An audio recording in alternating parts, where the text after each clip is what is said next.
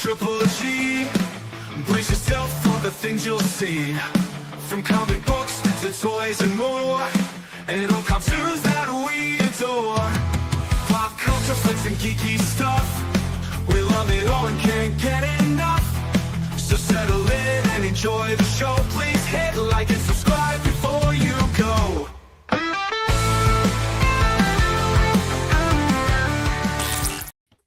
How's it hanging, YouTube? It's Peter here, your Ginger Geordie Geek. Welcome back to the channel for another episode of Panel Breakers. And as usual, I'm joined by some of YouTube's finest. We've got Efren, who survived San Diego Comic-Con. How are you, Efren? Doing well. I'm still recuperating a little bit, but I didn't get any Comic-Con crud, they call it, afterwards, Okay. But I did. I'm doing okay. Good stuff, mate. Good stuff. Looking forward. We're going to touch on San Diego Comic-Con in a little bit and get all of the inside intel from you. So looking forward to that. We've got Mr. Keegan. How are you, sir? Heyo, what's up? Not bad at all, mate. What's up? Very good. Very good. Are you well? I'm hot. It's very hot. I was well. I mean, I didn't want to say it, but you yeah. did say it as soon as it came back. Well, I didn't say it live, but I didn't say it live, but now you've brought attention to it. Yeah. I have no. Yeah. You know that. Yeah. Wet / greasy. I'm not sure. Moist. It's I'm very moist. right now. Yeah. Yeah. Anyway, moving on. Mr. Sorrel, how are you, sir? Are you well? Not moist, apparently. Not moist. You're not moist. You don't look moist. I'm not moist. Yeah. Out of the four of us, it's good audience and engagement. Out of the four of us, which do you think looks the moistest on screen? Let's just get some comments. I don't know which direction. Oh, yeah. No, it's lovely to see you guys. We've got tons of stuff to get through tonight. Before we start, let's see who we've got in the chat. We've got Shelley with the hashtag bollocks, hashtag book. We've got Andrew. Andrew, nice to see you, bud. Very pleased to see you guys live this evening. Need a bit of cheering up after me and the missus spent all day with their parents in A&AR. Sorry to hear that, bud. I hope it's okay. I hope things are okay. Fuzzy of the Dunlop. It's TripleG, Keegan and Co. Panel Breakers is the new hit show. If you haven't seen it before, it's about to go off. If Donald Trump is watching, please cock off. I like that, Fuzzy. Well done. I got a bit of Robbie Burns in him, hasn't he? Nicely done, Fuzzy. Nicely done. And yeah, Mr. Trump was in Scotland, wasn't he? Visiting your homeland, Fuzzy. Didn't go down well. Never mind. Indeed. We've got Andy, nice to see you, bud. And we've got Ash, always good to see you. Anton is in the house, good to see you, Anton. And Joshy Boy Toys. We've got Wayne Deacon. Hello to the ginger. Hello, Wayne. I hope you're well. We've got Stephen Butler, hope everyone is well. And Bat Dan, good to see you. Bat Dan, I don't know if I've told you. I think you're in the chat. We're in London. When is it, James? Not this weekend, but weekend coming. Friday week. So if you're free, Bat Dan, we're going to be in London Friday night and Saturday night for Dinky Poos, if you want to join me. And we've got Sean, nice to see you, bud. Shelley, evening chaps. And Chris Bell, always good to see you, Chris. Who the fuck's Chris? I can't get this guy's name right. I called him Phil on Sorrel's show the other day, and he got it. But yeah, Chris. Alright, Phil. Jeez. Yeah. Hi, Phil. Nice to see you, bud. Fuzzy says, sopping. Everyone's confirming, James. Wayne spotted the new bed sheets. What are the new bed sheets? They're not new, but they are also PlayStation because it's the Uncharted Sic Parvis Magna, Greatness from Small Beginnings. It's the Uncharted model. I didn't understand anything you said. Uncharted? You know that Tom Holland movie? Yeah, it's good. Yeah. I like it. Yeah. Chris is confirming James is glistening. I can't even put lights on me because it's worse. It just reflects on me. Reflects, like a Peacemaker's helmet or something I saw Fantastic Four. It was really good. Good stuff, Anton. We're gonna touch on that in a little bit. Joshy boy, James' new bed sheets look very moist. I'm loving the grief James gets. He didn't visit. What? Yeah. I think you're in the chat as he records his message, as he reads his message.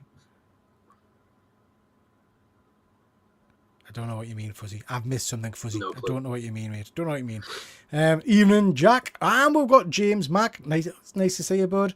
Of course, the bed sheets are PlayStation related. Anton, all 3 movies, really good reviews, 2 of them, and going to review Fantastic Four for my podcast. I didn't know you did a podcast, Anton. Let me know the title of it, mate, and we'll check that out. Okay, guys, tons to get through, so let's crack on. Lots and lots of interesting stuff, but starting off with the news as over. Oh, Jesus, you just said it about Dan. Yeah, I don't know, Fuzzy. Fuzzy, I'm trying to read the messages. I know we tried to clarify, but I'm more confused now. Yeah, I'm trying to read the messages, mate, and I don't know what you mean, but all 4 brain dead. He's not wrong, though. He's not wrong. He's not wrong. It's not wrong. Oh, we have another quiz today, don't we? Fuck. What do you mean by that? What do you mean by that? I'm not. I don't know. I feel like I'm not mentally prepared for it. I haven't Mate, practiced. at least you were on the leaderboard. I'm the only one that's not got points yet. All right, I've lost both games tragically. We've got Terry. I did say good evening. All my messages not getting through. Apologies, Terry. I don't think I saw a message from you. Did we get a message? Oh, we are there. Terry's saying, I do apologise, Terry. My apologies that I missed you, mate. Hey, they're getting really picky, these chat people, aren't they? I mean, I do apologise, You're Terry. not getting paid for nothing, Pete. That's the Yeah, thing. exactly. You That gotta is fucking true. earn That is money. true. About Dan and you being in London, still no clear. Pod Racing, Palpatine, nice to see you. Let it go. MJ's sticking it in. Look, Peter just reads what the teleprompter says. He's not wrong. He's not wrong. Phil's changed his name. Phil Grant. Yeah. Fuzzy says I'm just shit. Terry's not been well, actually. Sorry, I should have mentioned that. He's put something on his thing tonight. I do hope you're feeling a little bit better, Terry. I know you've been feeling rough, bud. And Andy, even the chaps. Right, guys, let's crack on. Let's start with Efren. You've been to San Diego Comic-Con, you swine. I think all of us are very jealous, Efren. Very, very jealous. Just before you tell us a little bit about it, in the fun and shenanigans you got up to, can I just encourage people to go check out Efren's channel, Passpoint Comics. He's done 2 cracking videos about San Diego Comic-Con, one in the lead up and then one with his daughter, where they kind of review and talk a little bit about what's been going on. So, Efren, tell a little bit about San Diego Comic-Con and then show off some bits that you've picked up. I think the funnest thing I did, though, was getting Stan Sakai to say hi to you guys. We were in a group chat, and some of them guys said, hey, see if you could get Stan Sakai to come to Thought Bubble. I talked to him really quick, and he did a quick video in our group chat where I thought it was very hilarious. You know? Yeah. I mean, that made their day, Efren. It really did, because particularly, a couple of them are massive fans of his. Yeah. So it was lovely. Nice thing for you to do.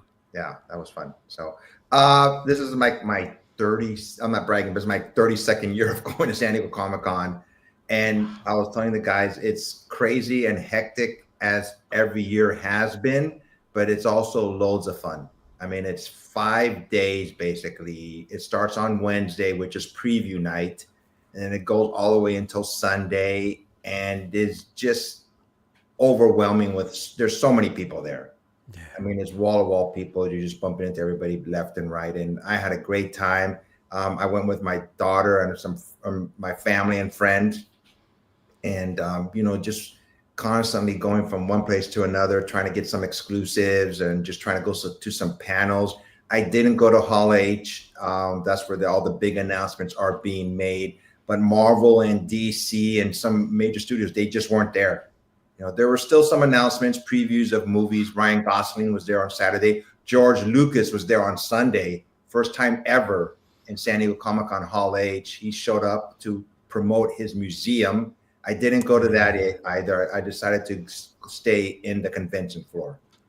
Very cool. Very, very cool. Very jealous, Efren. Hopefully myself and James are going to be there next year with you. So that's going to be great fun. I just got excited watching his little walkthrough. Oh, yeah. Just going around. Oh, my YouTube God, lives. over to that, Yeah, we're amazing. Efren, we're going to show off some of your things you've picked up. Just before you do that, we've got some people in the chat who I think are relatively new to both of our channels. And they might not have seen this tremendous waistcoat you've got. Just tell a little bit about the history of the waistcoat. I can go get it if you want me to after we're done speaking too. I bought this coat about 10 years ago. Actually, my niece just bought it for me. And then I just had the idea to have artists sign it. And I you know what? I went to Stan Sakai and I had my vest on and I didn't ask him to get it signed. I was kicking myself in the head afterwards. You know, I just didn't think about it, you know, but I've gotten artists to sign it for over 10 years now, from Stan Lee to Neil Adams to J. Scott Campbell, Jim Lee, all these artists I've had, you know, Rob Liefeld, Todd McFarlane has signed this vest. And yeah, there's over 20 signatures. Last year I got Peach Momoko and she did a little caricature on there too for me. Yeah, I've been collecting signatures for about 10 years now on this vest. It's incredible. Absolutely incredible. Yeah, so if you can grab it in a bit, everyone, to show it off, it would be amazing. Yeah. Just before we get to you showing some of your bits and bobs, just quickly going to jump to the chat because we've got loads of comments. Dan's confirmed he can't make London. Not to worry, mate. We'll catch up at Thought Bubble, I'm sure. Andrew, professional outfit is nothing but the best. Andrew, nothing but the best. Joshy Boy is subscribed to you, Efren, so thank you very much for doing that, Joshy Boy. It's appreciated. James said you've had more visits to San Diego Comic-Con than he's had hot dinners. Yep. Jack, he must be knackered. An English word for knackered. Fuzzy. Right. Peter said, I don't know if Dan's in the chat as he read the message from Dan. Fuzzy, I don't think I did say that, mate. I think I said, Dan, are you coming to London? Anyway, never mind. I'm not gonna disagree with Fuzzy. Well, you so should do. yeah. He's wrong. So You know what? Fuzzy's like you, man. He's like a dog with a bone. You'll go back and check it. It was recorded and you could rewind it and check. You know. Like, But anyway, we've had clarity, so thank you. We've got to the bottom of that one. Fuzzy's like a dog with a bone. I love it. Yeah.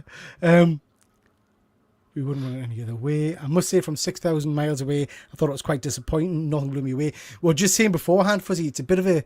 There wasn't any major announcements, which was a bit of a shame. Yeah. Anton's asking about what comics you got. Phil, I much prefer Phil. Phil it must be the most valuable waistcoat in the world at this point. I mean, in terms of the signatures on it, Efren, it must be incredible, really, in terms of... Stan Lee on it. I got Stanley, Stanley, but I was just kicking myself in the head. I was just talking to Stan Sakai, and I just didn't ask him to sign my vest. I was like, oh my God. Well, there's next year.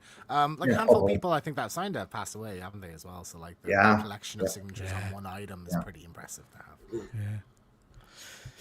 Does that mean that Efren's been to that con before James has been alive? Correct. Yes. Yeah. What year were you born again, James? 95. I went in 93 the first time. Wow. We've got Phil in the chat. Nice to see you, Phil. Hope you're doing well. Fizzy, piss off. You're wrong. Again, do apologise. Shoddy workmanship, Fuzzy. That's what it is. Shoddy workmanship on my behalf. Efren, show me what you've got, mate. Okay, so the big item that everybody was after the first day, even the first night, was this Marvel Mint from Topps. Right here. Nice. There's cards in here, which I haven't opened it up yet. And I put this on eBay already, but I'm kind of tempted to open it up as there's like 1 in 1,000. There's some more valuable, there may be some more valuable cards in here that would be worth more. Someone in the chat, Phil / Chris, let us know, are these the same as the things that we were bidding on Dr. Von Hoot's Whatnot show the other night? So Von Hoot, it wasn't that box, Efren. I think that's a limited San Diego one, isn't it? Yes. Von Hoot bought, MJ was in the chat as well. Let me know, MJ, if this is the same thing.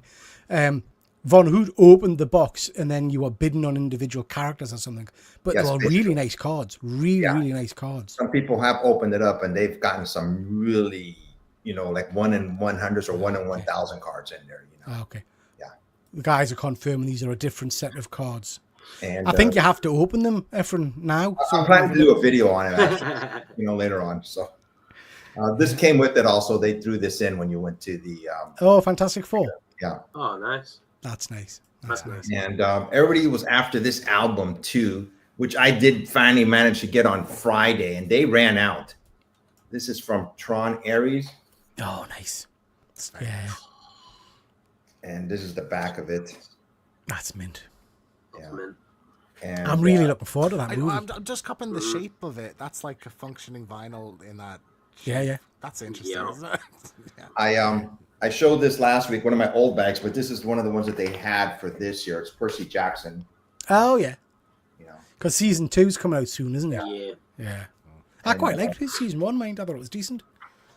And I do have some comic books, guys. So most of these books I got, they were giveaways at certain, you had to go to certain panels or offsite, because right across the street from the convention center is the Gas Lamp District, which is basically transformed to an extension of the convention center. They have a bunch of offsites. They had Percy Jackson. They have Fantastic Four. They have all these other, rides, so to speak, that you can go into. And one of them was Spider-Man Magic the Gathering. And they were giving away these cards here, these decks. Oh, nice. And these were all free. And Nice. These two right here, this one. And They've got cards inside, right? So you've got 4 decks full of cards. 4 decks. And also, if you Jesus. went to that exhibit, they gave away a replica of Amazing Spider-Man #1. Oh, nice. I like that. So, Nice. And they said, these are all free, basically. You just had to get in there. But the hard part was getting in there because all kinds of people wanted to get in there. Yeah. And I did pick up some more. Everybody was talking about this Marvel swimsuit by J. Scott Campbell. nice. Yeah. You get one. And I got here some more comic books that I got there. This is Oh, I like that cover. That's nice. Yeah. and this one CGC gave away. They had their own comic book. Yeah. And if you submitted books there, they gave you this one. Okay. That's pretty cool. And these were every Marvel, not every Marvel panel, but the majority of them, you go there and they always give you a comic book every year. And this is X-Men. Oh, that's from the new crossover event, isn't it? Yeah. Yeah, I like that. And this is Godzilla versus the Marvel Universe. Oh, that's nice. Nice. And this is from, I think it's Imperial. I think you've read this series so far, Peter, but I haven't read it yet. Yeah. It's a good series. And this is Fantastic Four. I've not seen that one before. Well, Enter Doctor Doom. This last one, I believe, is from Ultimate Spider-Man, which the series is ending, by the way. I saw that. But this to me is my favorite cover that they give away. Yeah, I love that. That's cool. It pops, isn't it? Really nice. And they also had this. Yeah. Very cool. You want me to show some more, Peter? I got a few more. Yeah, sure, mate. Okay. And all of this is for tonight's giveaway, right? Yeah, all this. They gave away a newspaper of the Daily Bugle. Oh. And So you've now got a Daily Bugle and a Daily and the Planet one, haven't you? Yeah. From And Superman. let me see. Oh, this bag too. They had this bag was for free also. Here is Starfleet Academy. Oh, yeah. I've not watched the trailer for that yet. There's all kinds of things you can pick up for free there. Yeah. I think I got maybe I haven't opened this yet, but I'm a big fan of Star Trek Lower Decks, and I picked up this set right here. Oh, is that Hallmark? Yeah, Hallmark. Yeah. Yeah. So. There were so many people online just saying you could have so much fun outside of the convention center as well. Yeah. Oh, definitely. Nice. You don't need a badge for that. Any outside events behind when I went on Instagram Live, I went behind the marina, behind the convention center. That's all free. And I got the Scotty Young Galactus. Oh, Galactus. Nice. That's cool as well. And that's one more. I got this fig pin right here. Boba Fett. Nice. Boba Fett. Is that a fig pin, Efren, is it? Yeah, the fig pin. Yeah. I think, guys, if you come next year, I think I always tell people you have to lower your expectations, but there's going to be long lines. Yeah. I'm sorry. But I would say we always have fun, though. Always have fun. And you're gonna be hungry because you wake up. We wake up sometimes 4 or 5 o'clock in the morning. We don't eat breakfast. We just get there to get in line. Yeah. But anybody who's never done it, you have to do it at least once. It's a unique experience to say the least. Incredible stuff, mate. Cannot wait. And I'm so pleased you had a good time. Please do check out Efren's videos over on his channel. And also check out Sorrel's channel, because he's been doing pretty much daily content on the different things that were announced. So check that out as well. Stephen's saying those Chrome boxes are selling for around about £250 a box. That's pretty impressive. As a card collector, he's very jealous of them. Eamon is saying he went to the the con 2 years ago, and as you're saying, Ash, Sorrel, there's plenty of stuff to do outside of the con itself, even if you don't get in. Terry, really enjoyed Fantastic Four. Must have been over 200 people in the cinema. Majority of them applauded. Oh, that's nice to hear. We're going to touch on that at the end, Terry, because it's an interesting film. Some people don't like it as much as others, but it is an interesting one. But we're going to touch on that. James, you got some amazing stuff. Marcus, nice to see you. Got the Ultimate Spider-Man. It was a panel exclusive. Yep. Very cool. Yeah. Very cool. Yeah, and Beth's in some lovely, lovely pickups. Some great stuff there, Efren. Could wait to lose weight. 5 days, no grub, and constant walking. Yeah. And Bethany, I'm waiting for Hasbro to put up the Ecto Glow 4-pack. Yeah. Okay, sticking with San Diego Comic-Con. I don't know if you actually saw that, Efren, or not, but this was a drone show that happened one of the nights. That was last year. Was it last year? Was it? Oh, I thought the images were from this year. They made a big. People were showing it. This was last year after the Wolverine Deadpool panel. They showed this. Was a lot of people on Saturday. There's a bridge that you can walk over to the part of the hotel, the Hilton. About 8 or 9 o'clock, they showed a picture of it, and there were like hundreds of people on that bridge. Swarming to try and see it. For a drone show for this year, and nothing. Nothing happened. It's impressive what they can do with these drones these days, man, isn't it? I mean, it's just mind-blowing. Yeah, wild. Absolutely mind-blowing. We've got a bit of news as well that you will remember the Acme movie that was binned last year, I think it was. That's now got an August release date, and there was a panel announcing that. Good news. I mean, are you guys keen to see it? Sorrel, is that something you're interested in? I'll go see 100%. John Cena's in it as well, isn't he? He's got quite a big role in it, apparently. I'm looking forward to seeing it. There was like a big thing from WWE trying to save it with John Cena and stuff like that, and it does look good. Yeah, I think it looks pretty interesting. James, are you keen on this one? I'm really looking forward. I think James Gunn wrote it, I think, as well. Did he? He did the script at least. Something like that. I just have like a soft spot for the Looney Tunes crossover with live action movies like Space Jam and Back in Action or whatever. Back in Action. And I love the idea so much that like Wile E. Coyote's suiting Acme because his traps keep failing. I just think that's such a great idea. So yeah, I'm really looking forward to it. I'm curious why it's so far away because like the movie was done effectively, but I think it's August, isn't it? August next year. Oh, I thought it was August this year. No, it's next year, 2026. Is it? Yeah, I think. I thought it was. We'd have a trailer now. They only showed a few images from it, so I'm like curious why it's taking that long when the movie was finished 2 years ago or whatever. But it's a win, I think, in terms of like they were going to scrap it and it's coming out. And I think that will actually help the movie quite a bit. I think some people will turn up for it just to support it. So yeah, really, really cool. I'm excited for that.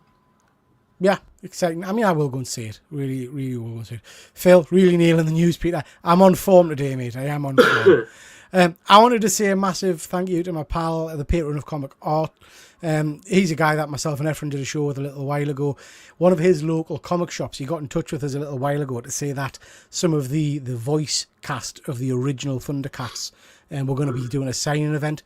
So sadly, we lost the actor who did Panthro a couple of years back, but they were going to get the guys who did Lino, Tigra and Chitara. So he went down and he very kindly got us a comic signed and sorted. Wow. Chitara wasn't actually at the event because she was unwell on the day, but the comic shop had taken it to get signed. So that's the book I've got there. It's going to get sent off to CGC and get graded and whatnot. So massive thank you to Jason for doing that for us. Really, really appreciated. And you'll notice, Phil Kress, I've gone for that cover in particular. Yes, it's a Rob Liefeld cover. But what do you notice about Tigra, guys? No tash. No tash. It's that horrendous Thundercats comic where they've slapped a mustache on him. That's Tigra. That's what he's meant to look like. Rob Liefeld knows where it's at. He's the man. This was weird. James Gunn confirms that there's going to be at least 100 different universes in the DCU. I'm not happy about that. I was hoping we're moving away from multiverses and all that kind of jazz. But what he has put out is the images from the mural that was in the Superman movie. And there's some interesting characters on there, ones that we didn't really see the last time we talked about it. Efren, come to you first. What do you think about these?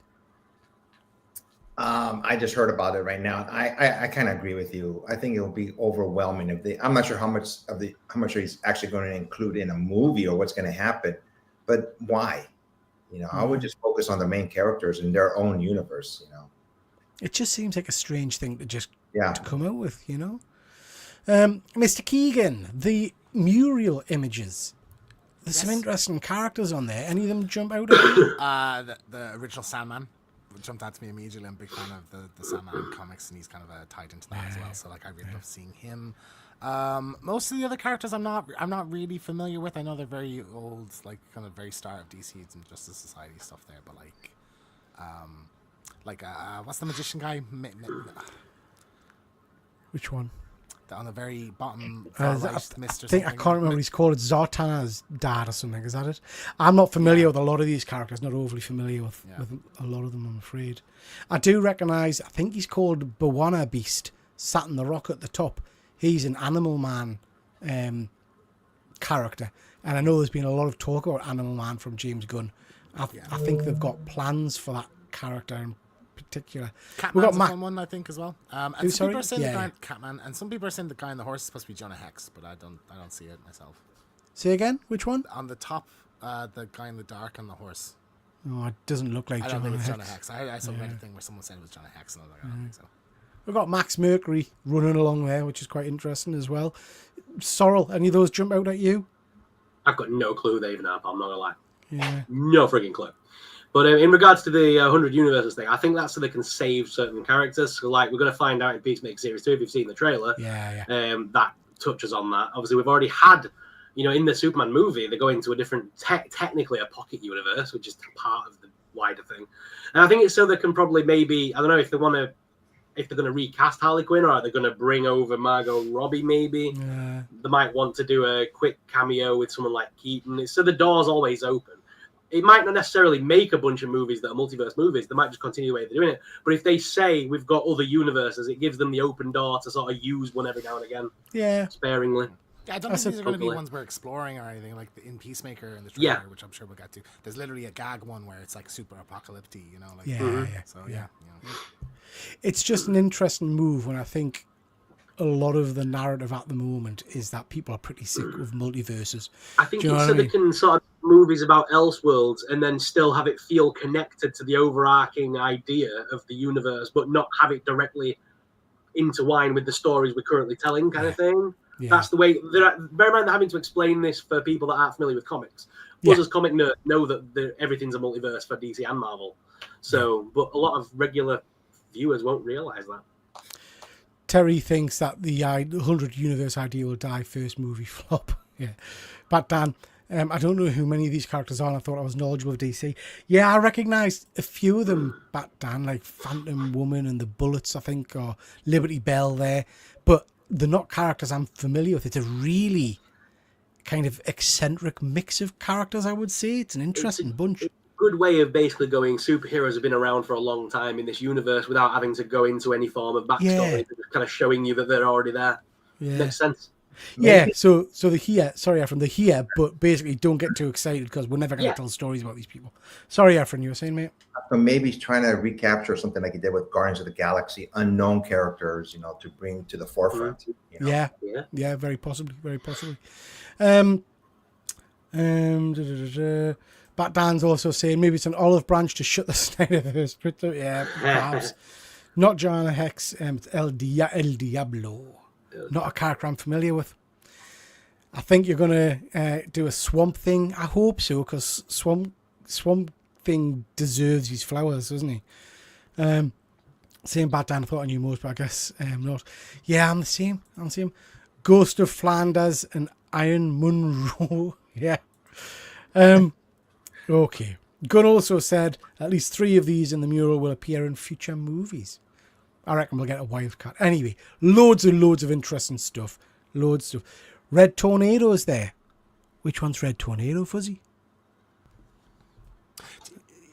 It also said that one of them is modelled after an actor, and that's going to be the actor that plays them eventually. So is that not his brother at the end? What you call him? Sean Gunn. So the guy on the last image holding the green thing looks very much like Sean Gunn. Is it Sean Gunn? Yeah. So you think that's Max Lord? who's played Max Lord. Yeah. Okay. So we don't know, but that's who it feels like it is, and that it would imply that Max Lord's made this Muriel or something. Red Tornado, that Fuzzy. makes sense, yeah. I don't recognise which one's Red Tornado, Fuzzy, but it's possible it's another version of the character I'm not familiar with. Their other names is not a joke. Ghost of Flanders. Which one's Ghost? I just assumed you were making a Simpsons reference. That's what I thought. That's as well. too. Yeah. See, these are characters I've never heard of them. Yeah, Quality Comics. Most from Quality Comics. I'm familiar with the Liberty Bell and also Max Mercury from the Flash run and Vibe, but yeah. Anyway, lots of interesting characters to come potentially. I just wanted to put this out. Now, you might say that this film's going to be utter cack. It's out soon, I think within the next week or so. I just want to say that these posters have been on point. Whoever's doing the advertisements for the Naked Gun is hitting every mark for me. I saw the latest one with the Hollywood, a hard cop and a soft city, and I just thought this is just tremendous. I'm so hoping that this is a decent film. Yeah. Are any of you going to go and see this? Because my wife immediately said, I'll be dragged to this, I'm sure. But I like a stupid laugh at a spoof movie every now and then, so I'm sure I'll get some. well, do you know what? We're going to touch on it a little bit on the review section, but I'm absolutely with you, James. I watched the first trailer for this and I thought, oh my God, that looks awful. And then I've watched the second trailer and I think what I've told myself is that I've just forgotten how to enjoy silly humour because I've not seen it for so long. I used to love things like Airplane and Hot Shots and all that kind of humour, but I can't remember the last kind of film like that I watched I really enjoyed. So I'm hoping this reignites that passion. What about you, Sorrel? Are you a Naked Gun fan? Yeah, I'll probably see it when it comes out on DVD or something or streaming. I'm not rushing to the cinema to see it. I'll put it that way. Yeah, I mean, I think it looks fun. Bethany, how many fingers? Yeah, exactly. That's the joke, Beth. Yeah, I'm looking forward to Naked Gun, but not enough to spend £20 on IMAX. Yeah, I agree with that. I agree. I would be going to see That's this. kind of my feeling on it. I'm not rushing to cinema to see it. I'll watch it, but I'm not rushing now to see it. I'll be going to see it, but I'll not be going to see it all guns a blazing. It'll be in me cheapy cinema. Yeah, so that's Naked Gun. Looking forward to that. A little bit of comic news. So we've got an Aliens versus Captain America. There was a couple of covers for this. Looks really interesting. I'm enjoying the Aliens books. That's a one that I think I'll be definitely picking up and getting myself stuck into. Very interesting mashup, though, isn't it? Like, of all the Marvel characters to go against Alien, Captain America is an odd choice, but yeah, sounds fun. Again, because in reality, you would think Cap hasn't got a bat in hell's chance against a horde of aliens. Do you know what I mean? Do you think, though, that they're building up to something with all the Predator stuff, with all the alien stuff? Do you think eventually they're going to do like an Alien versus Predator versus the Marvel Universe kind of thing? Probably. So, yeah, they've got Predator versus the Marvel Universe. Sorry, Predator kills the Marvel Universe coming out shortly. Or if they'll do like a comic book where Alien stops or intervenes with Predator or something, they start fighting each other, and then it's like the heroes fighting for the savior of the world or whatever. You know what I mean? Like against the Alien and Predators. Maybe, yeah. They've got to do something because there's no way they've made an Alien versus Captain America, Alien, and then like Wolverine versus Predator, and they're not going to tie in somehow. At some point, yeah. They're also, like, it does seem very much that's where the movies are going at the moment as well. Yeah, it is, yeah. So they're tying them all together. We'll probably have a year of AVP stuff, which I am all for. I can't wait. Yeah. I have to add as well, because I say it every time, particularly when me and Efren do our comic show as well. These box adverts on the cover just kill them for us. The 20th Century Fox, it just destroys what could be a lovely looking cover. You know, it's totally out of place. Efren mentioned the big cosmic crossover event at the moment. Just wanted to mention this. We've got a few comic books announced. So Fuzzy, one for you. We've got Planet She-Hulk, which is Jennifer Walters taking over command of the planet. Is it Skara? I can't remember. The one where Hulk... Sakaar, isn't it? Sakaar or something, yeah. So She-Hulk sent a story of her being the ruler of that planet. We've got Nova Centurion featuring Richard Rider. So my favourite Nova, so looking forward to that. Black Panther Intergalactic, don't know much about. Exiles and Imperial Guardians, we've not had much information about. but it looks like they're going all in on the cosmic side of things. So quite looking forward to that. Any of those you're interested in? Ephraim, would you pick up any of those? I'm always been a fan of Nova too, Rich Rider. Even when they had Sam Alexander for a little bit, you know, they were saying he was going to be the new Nova. I think fans overall like Rich Rider more because he's more of an adult. I'm looking forward to that one. Exiles, when it first came out, I loved that series. So I'm not sure what that has to do with this, you know, but I'm curious to see how they're gonna bring back the Exiles.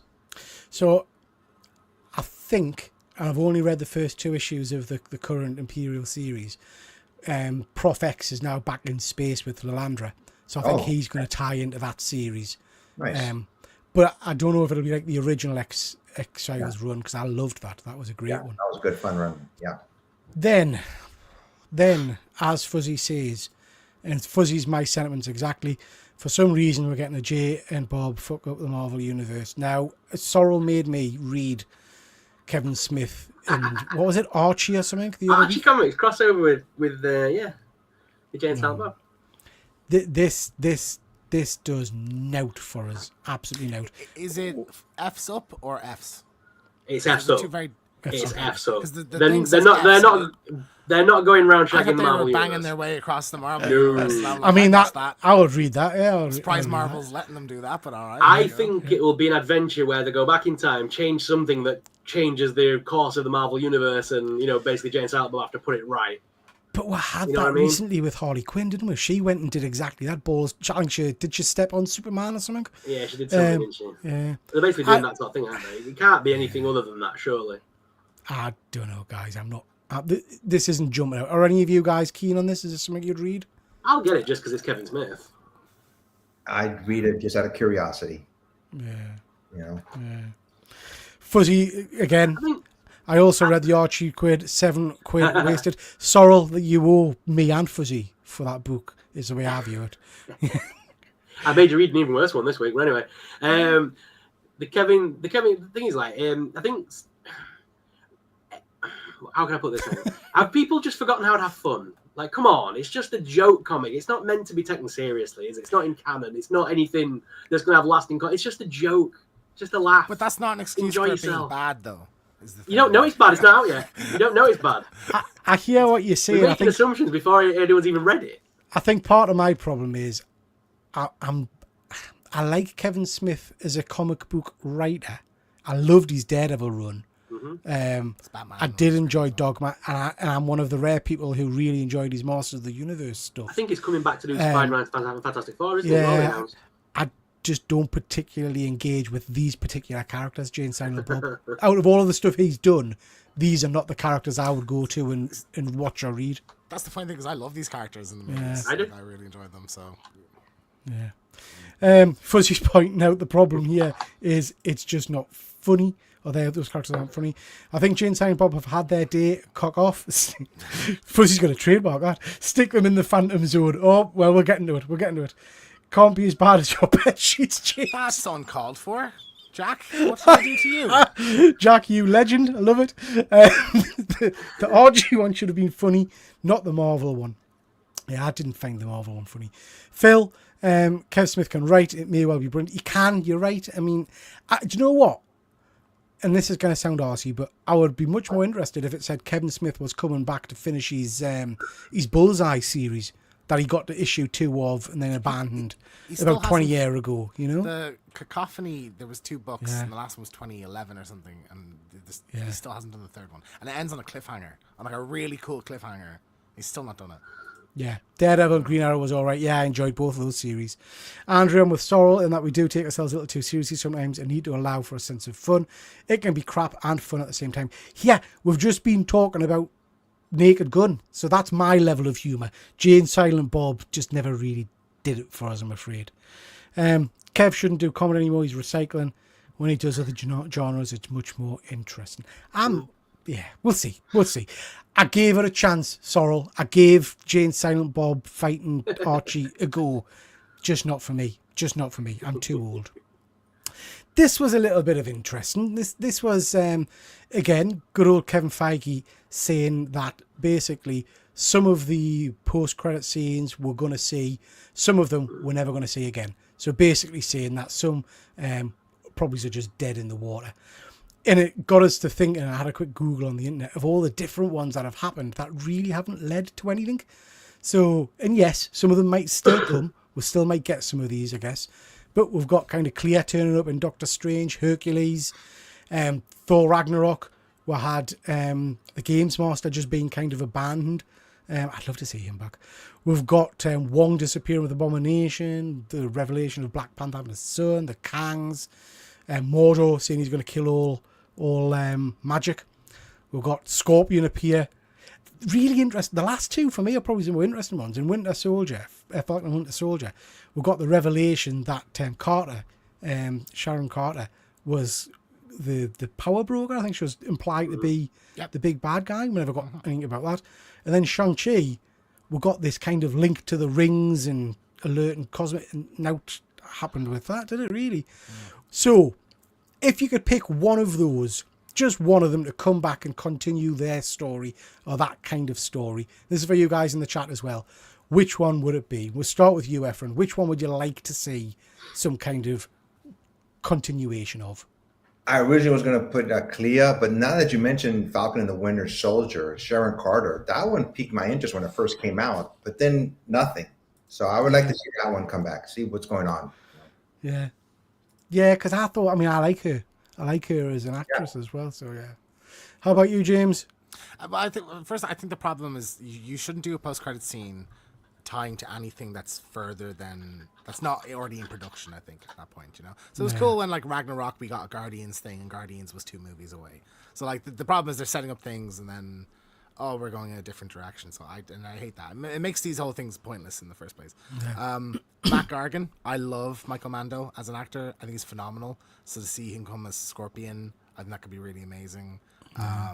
So I like that one. Got me really excited, and that's the one I'm kind of most like. Oh, it's a shame that never came about. How about you, Sorrel? With the way the MCU is moving forward and going, I'd say the clear one with Doctor Strange has got the most chance of being the one that we're going to see again. Just because they are using more magic users in the going forward in the next few films. So she's the one that probably stands a chance of getting through. The others I don't think we'll ever see again now. No, Black Panther's son surely is going to be an important thing. Well, Really? after this next 2 films, they're not even in it. They're getting all recast, aren't they? They're not even in it going forward, so they don't even need them. This timeline's dead after these next 2 films. No, I don't think that's what he meant. Is we're ending the MCU and starting again. No, they're ending this timeline. This timeline comes to an end. Yeah, but there'll be carryover. There'll be people that. Yeah. These 10 years are dead, mate. Gone, fucked up, gone forever, ruined. I guess the one that's not on here, which is interesting, is that I think it was Spider-Man: Homecoming, we get Miles Morales, don't we? Yeah, so we'll get Donald Glover mentions him. So we get Donald Glover saying he's got a nephew who lives in the area. He's on the phone with him, I think, on it, isn't he? Yeah. So, just such a shame. Such a shame. See what the chat are saying, guys. I would have liked to have seen more with Kang, by the way, and Hercules would have been interesting, but we'll see. Jack, Black Panther's son. Yeah, Joshy Boy, Homecoming. Not sure any of these are particularly exciting. It's fair. Sharon Carter was good and could be a good big bad, I think. Yep. Scorpion. Can see why James Gunn said he ain't doing cliffhanger after credits, because he's got forced to do the Adam Warlock, and then he felt like you had to include him, so he didn't understand him. Yeah, that is true. You kind of get pushed into them, I guess. What I appreciate about like Superman is that what would have been the post credits is in the movie. I think that's how we should do it. The teases for future things are just there in the film itself. And I guess the one we've missed off that list we just talked about as well is Pip the Troll and Eros, isn't it? From Eternals. I don't know that I'm particularly excited to see either of them. Yeah. If anything, those characters are going to turn up in a film and I just have Robert Downey Jr. tear them apart as Doctor Strange. Yeah, kill them straight away. Yeah. Shang-Chi was done dirty. I would agree, Fuzzy. That movie really surprised me at how much I enjoyed it. It was just so different. Everyone forgets about the Eternals. I try. I rewatched it recently, Andrew. It didn't blow us away. There's some good battle scenes in it, and again, that had post-credit scenes, didn't it? We had Blade introduced. We had Dane Whitman, the Black Knight. Nothing's happened. And he's a big actor. It's Kit Harington, or what it's called, isn't it? I sat through that movie just to see a Blade reference, and how stupid that. Also, at this point, do we need post-credit scenes? I think that's a good point for us. I think they've kind of I think they're lost fun. their impact. I'd like them. You know, they're not as exciting as they were back then. It was like you would often get a tease for a brand new side of the universe or whatever. You know, but like I thought like the last couple of them were like felt important to what was happening next. You know. So the post-credit scenes for like the original Iron Man and Pirates of the Caribbean, they're the two that were just the best, weren't they? Because you weren't expecting them back then. Yeah. Whereas nowadays, the rest are just shite. Okay, guys. Biggest news we've had in a long time for me. We're getting Murder, She Wrote back. We're getting a feature film movie with Jamie Lee Curtis playing Jessica Fletcher, Murder, She Wrote. Oh, God. This is phenomenal. I mean, James is looking like he doesn't know what I'm talking about. I know what Murder, She Wrote is. Efren, you must be a Murder, She Wrote fan, surely.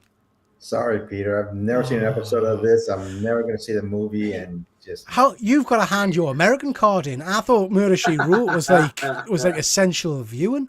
Not for me. I loved Could they this not have series. just made as Hollywood ran out of ideas, could they not have just made a new film with Jamie Lee Curtis as a detective middle-aged woman? Do we have to bring back this particular one? Do we need to do this again? It's stupid. How old is Angela Lansbury at this stage as well? She's dead, isn't she? She's dead. She died. She's dead. Yeah, she's long dead. Mate. Yeah. She's dead. So Jamie Lee Curtis is playing her character, Jessica Fletcher. Yeah.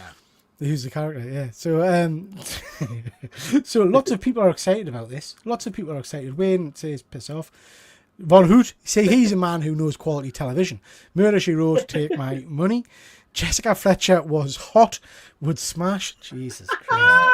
Jesus, Phil. Jesus Christ.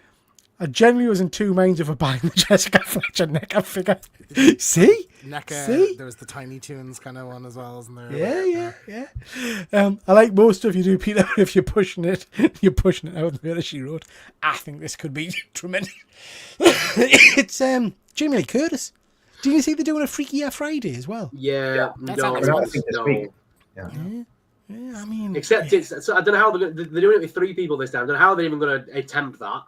Because like she's got a daughter in this one, so it's like the grandmother, the mother, and the daughter all swap bodies. But how would you do?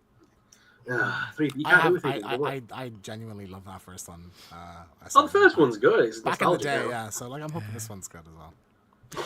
I think you guys are going to be kicking yourselves. I think Murder, She Wrote is going to be This could be tremendous. great. This could be like a Knives Out, like Exactly. murder mystery thing. You know, that could be fantastic. Jamie Lee Curtis, phenomenal. And Phenomenal. I still won't see it.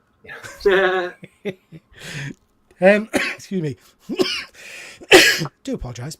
I've got 29 people watching. Please do make sure you hit that like and subscribe, thumbs up, all that kind of stuff. Subscribe to Passport Comics, One Good Scare Show, and Super Sorrel. We've got an image from the Punisher show. I'm not going to go into too much detail, but it's just nice to see him in the skull in it. Getting excited for this series. This is going to be really interesting. The thing on the other side totally blew me. This is the Ridley Scott and Johnny Depp teaming up for Jekyll and Hyde. Now, I got exceptionally excited thinking Ridley Scott directing a Jekyll and Hyde movie. It's going to be phenomenal. It's not. It's a comic. Yeah. And it's weird. So it's got artwork, obviously, in it. But then, as you see in the other image, it's got kind of random pages, or it looks like it's got random pages of text with Johnny Depp dressed up in like photograph imagery rather than drones. That's kind of interesting though. Like I wouldn't be against that necessarily. Like they do little photo shoots to kind of tell the story or whatever. Yeah. Because Ridley Scott's a movie director, isn't he? He's not a comic book guy. I might be wrong. I don't know. Yeah. Ridley Scott's a movie, isn't it? He did Aliens. Aliens. Yeah. So it would make sense that it would be stills from a potential like photo shoot movie style production. Yeah. Just gonna wait and see. Gonna be interesting. It's Jekyll and Hyde. I'm all there. One of my favourite characters. I love a bit of Jekyll and Hyde. So yeah. So I'll be keen to check that one out. Let's just see what the guys are saying. Speaking of crossovers, what would you do though if that yellow truck in the background in that photo for the Punisher? What if that's Deadpool's taco truck and he's a little cameo? I mean, stretch. It's probably not in a million years, but it's nice to speculate. It's nice to speculate. It is nice to speculate. Rogue One Photography Cabot Cove, the murder capital of the world. Absolutely. That and Midsummer's. It's honestly keep well away. Murder, She Wrote, Halloween style. Oh, yeah. Murder, She Wrote with Jamie Lee playing, what do you call her? Who's the character in Halloween? Why is it? It's escaping me right now for some reason. I don't know why. James, come on. You're going to have to... James, this is your moment, James. This is your moment. Stop pressure. Building the pressure, James. Building the pressure. Laurie Strode. Laurie. Yes, Too late. yeah, Too yeah. late. You missed your chance. Terry says she played a great teapot. She did in Beauty and the Beast. Lovely singing voice, says Phil. Murder, She Wrote featuring Frank Castle. That's a good one. It's a comic for now. Wouldn't be the first time a comic movie was pitched. Yeah, I think you're right, Andrew. And Stephen's confirming that the trailer threw him. I honestly thought it was a film. Yeah, me too. I was sure it was a film. It just felt strange. How cool would it be if they are actually filming the film using stills from the movie to make the comic book, release the comic book to see how well it goes down, sell a million copies, and then go, by the way, the film's already made it. Yeah, done and dusted. Released it online. Ready. Yeah, a break box office. Yeah, that would be superb. Right, chaps. Now, we've got some more, and I feel like we're doing this every week, but we've got some more covers for the Deadpool versus Batman that have been announced. Just interested in your thoughts. So there we go. We've got an interesting Daniel Warren Johnson Thing versus Big Barda. A sensational central one there, apart from Jeff the Land Shark, cool. of the Infinity Gauntlet. Then we've got some more Frank Miller goodness. Interesting. They're going to milk it for all it's worth, aren't they? Because it's the first crossover in 10 years? Longer? Well, the Daniel Warren Johnson one, I didn't know what I was looking at for a minute there. I was like, is that Clayface or what? That one looks about. But I know that's consistent with style. That's his style. It's his style. Yeah. It's not for everyone. I've seen it work. I like a lot of what I've seen. I saw he did a Last of Us piece once. Yeah, I have to say I like his work normally, but that cover does nothing for us. I don't particularly like that one. Yeah. The Batman, Deadpool, Frank Miller. What do I think? I mean, I'm presuming, well, there must be underwater swimming towards the reader. Yeah, there's bubbles coming up in there. Yeah. Do you like I assume so. No. Yes. No shit. It looks, and I kind of remember, it looks like he just took his Wolverine that he did on another cover a while ago and just copied and pasted it there and shaded it blue. Turned up. What do you think, Efren? Do you like it? Not really. I just think Frank Miller, they ask him to do covers because of his, who he is. The legacy of him. The legacy. Yeah. But I'm just not a fan of Frank Miller's work anymore. It's okay. I've seen worse of his work, but yeah, I like the middle one though. I like the middle one. Yeah. I guess part of it is with Frank Miller thinks at least the guys, I mean, he is, for all, I'm not a big fan of his current artwork. He is a legend. Do you know what I mean? So at least the guy's still getting work and getting money for his artwork. And people are obviously still buying this stuff. So more power to him, I guess. Yeah, I think it was Fuzzy that mentioned the other day, I think it was in my live chat about the Sin City books and stuff. And I've never actually read Sin City. So that is what I'm going to pick up. Sin City's sensational. And the art style really works for that. His Dark Knight, the original run, it works for that. Yeah, that was good. Yeah, it's just... Yeah, he's a canny age now as well, bless him, I guess. Did you not do the Dark Knight Returns now? That's someone else? Yeah. Yeah, I thought he did. So he did Dark Knight Returns and then he did... I'm getting there with names now. I'm getting there with names. I've started taking interest. He then did 2 sequels to the Dark Knight Returns. Yeah. Yeah, no, just don't. The original's the best. Yeah. Oh, we've actually got Jessica in the chat. Nice to see you. just popped in to say hello. Jack, Frank, please stop. $7.50 for these. Yeah, they are a little bit pricey. Miller's is all right. Keep the other 2 unpublished. Sorry, middle one's all right. Keep the other 2 unpublished. Batman doesn't mind the Miller one. We need to love Frank while he's still here. That is true. Fuzzy is a bit of a living legend, isn't he? Yeah. And we are losing a lot of these big guys at the moment. Be gutted if I never met him. Yeah. I'm a big Daniel Warren Johnson fan. That really doesn't do much for me. Yeah, me neither, right, mate? Me neither. Sin City's phenomenal. Just quickly scanning through here, guys, because we've got loads to get through. When the blades are that long, do they start in his neck? Yeah, right on the top of his neck. New Punisher. Nice to see you, Pat Bear. New Punisher series is a remake of the 90s. The principal, Frank, is hiding from the authorities and pretend to be a school teacher. That's just the school's bus. Oh, right. Got you. People shit on John Cassidy's latest work. Then he died, and we found out companies were giving him work so he could pay his hospital bills. That's right. I didn't know that, Fuzzy, actually. I didn't know that. Dark Knight Strikes Again is awful. You are absolutely right. When you thought something couldn't get worse, then you marked... It's too soon, Jack. It's too soon. Never read the sequel. It's just awful. Need Mawson City yet. Crap. Turns out I'm stuck with this name for a fortnight. Who is it? It's going to be Chris, isn't it? It's going to be Chris. It's going to be Chris. It's going to be Chris. Chris. Have you been some political figures? Yeah. Are you also Truss? Liz Truss yeah. and Kama Sutra and all that kind of stuff. Are you all those names? Because I'd like to know who that is. Okay, guys. They're gonna pop up in a minute now in chat. So no, I'm not.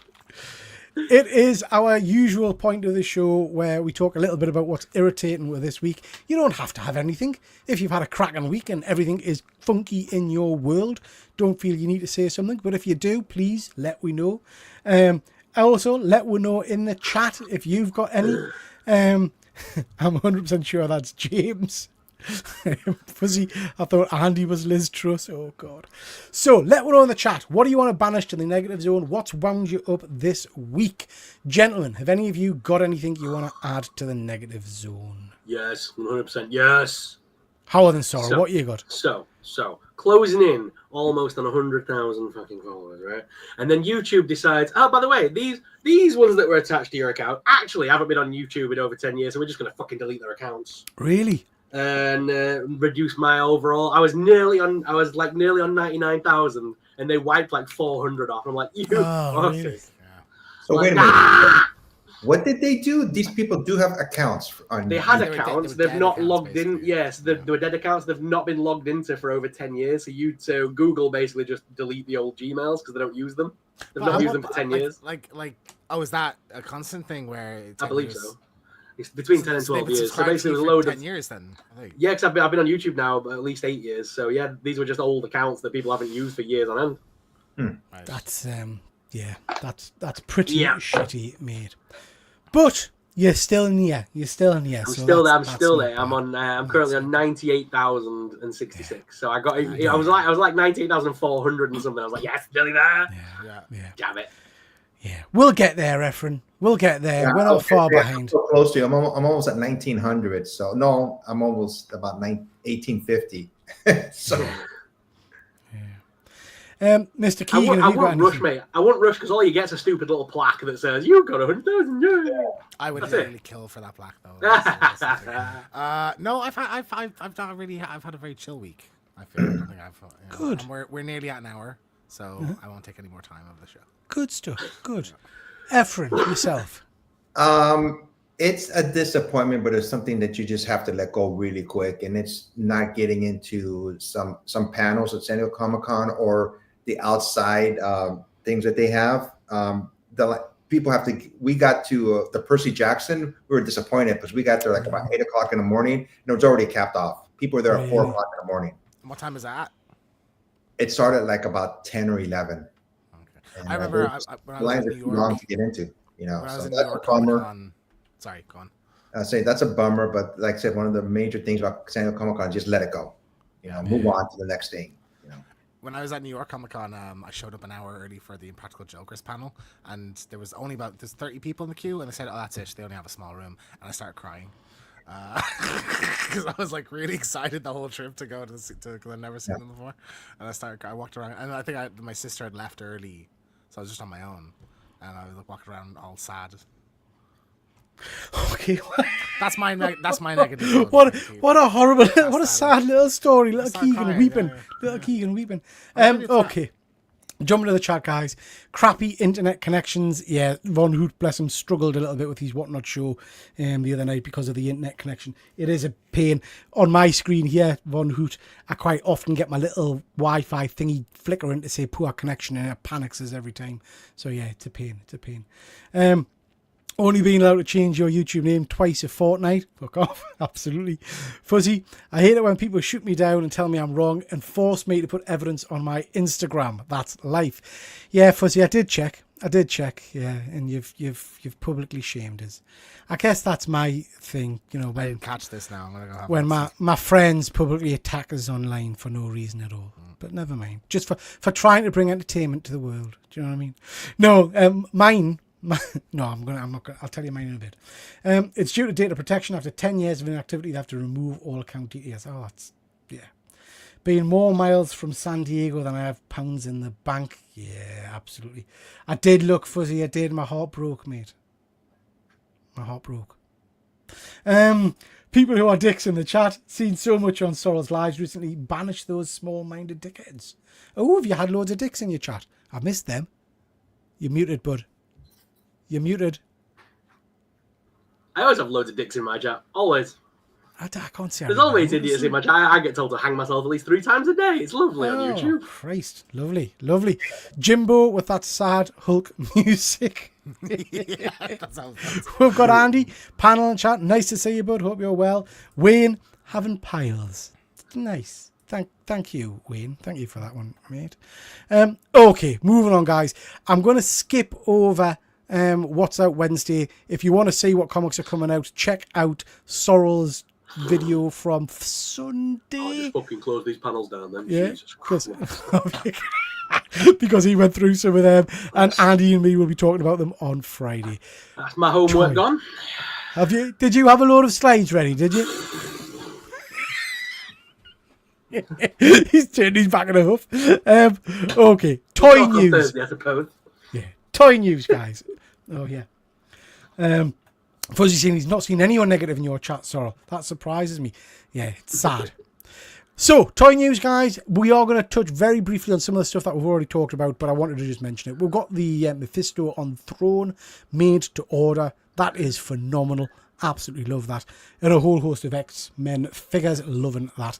Cable. So, yeah, definitely be jumping on some of those. I'm probably going to pre-order that rather sexy looking Mephisto. Efren, did you get to see any of these in real life? Were any of these out on display? Actually, I went to the panel where they had these on the screen. You know, they showed all of these on the screen as they're coming up. Yeah, but they didn't have actual live, models of them, but they had them on screen, just basically just like this. Yeah. Very nice. How much is he, Andrew? I haven't seen the price on him. Let one know in the chat. You guys know? Mephisto, $75.99. Oh, is he? It's the chair's big, but it's the chair. It's a big bulky boy, and plus it's a big figure. They've been waiting to release him for years. He will sell out regardless. $75.99. It's a steep one.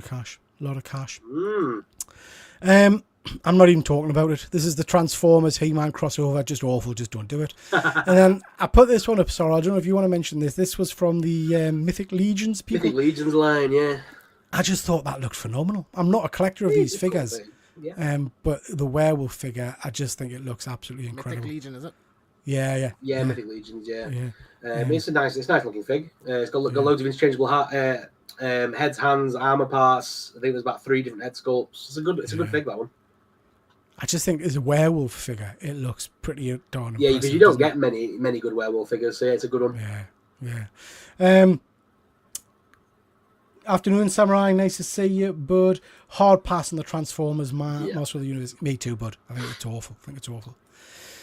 These piqued my interest. This is from Mondo. So we've got a 1/6 scale Turtles line starting.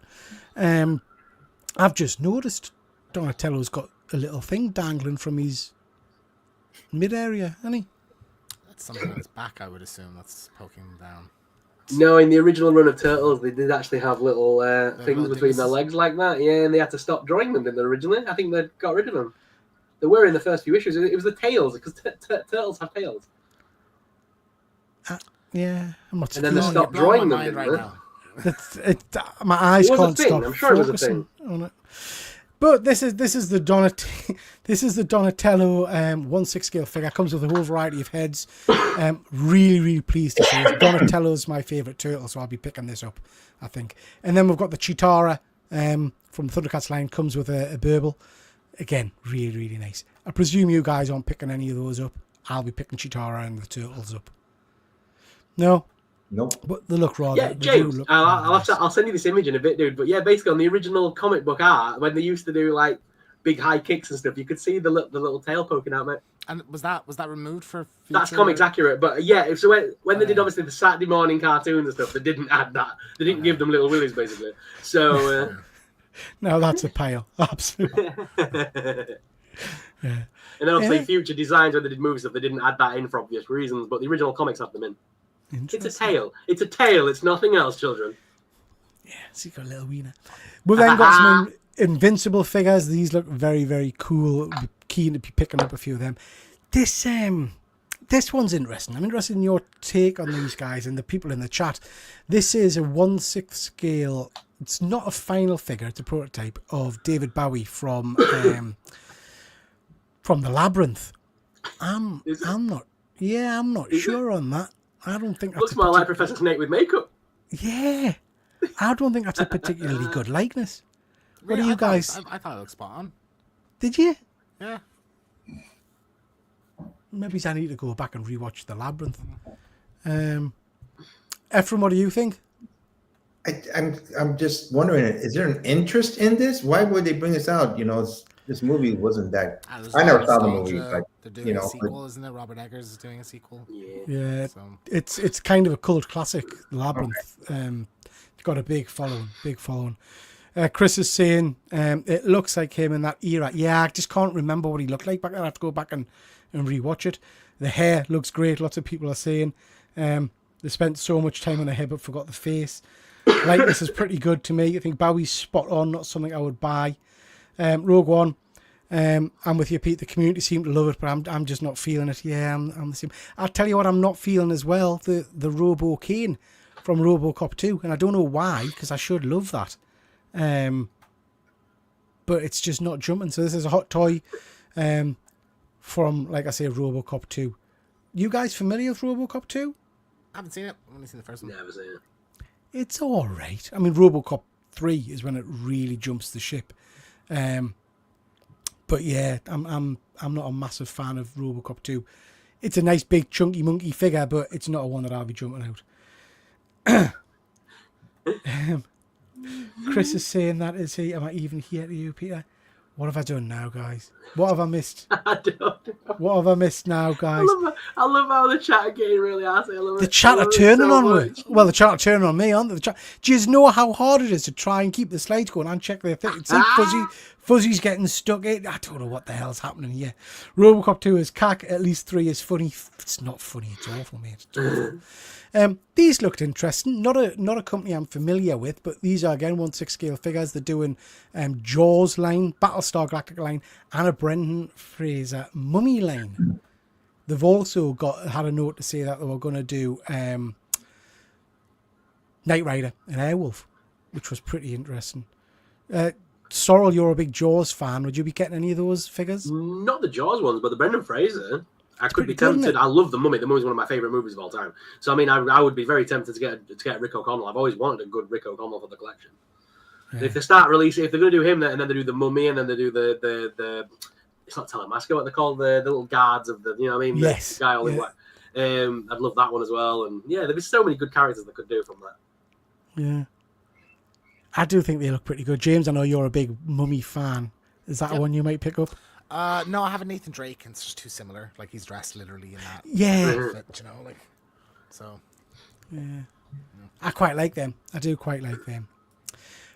Okay, guys, we're going to talk a little bit about movies. What I decided to do was to just look at the next year from the year on. So we're looking at 79. 79 had some interesting movies. We're going to start off, we had Alien, first came out, which is a cult classic. Life of Brian. Efren, is that a film you're familiar with? I'm familiar with it, but honestly, I've never seen it.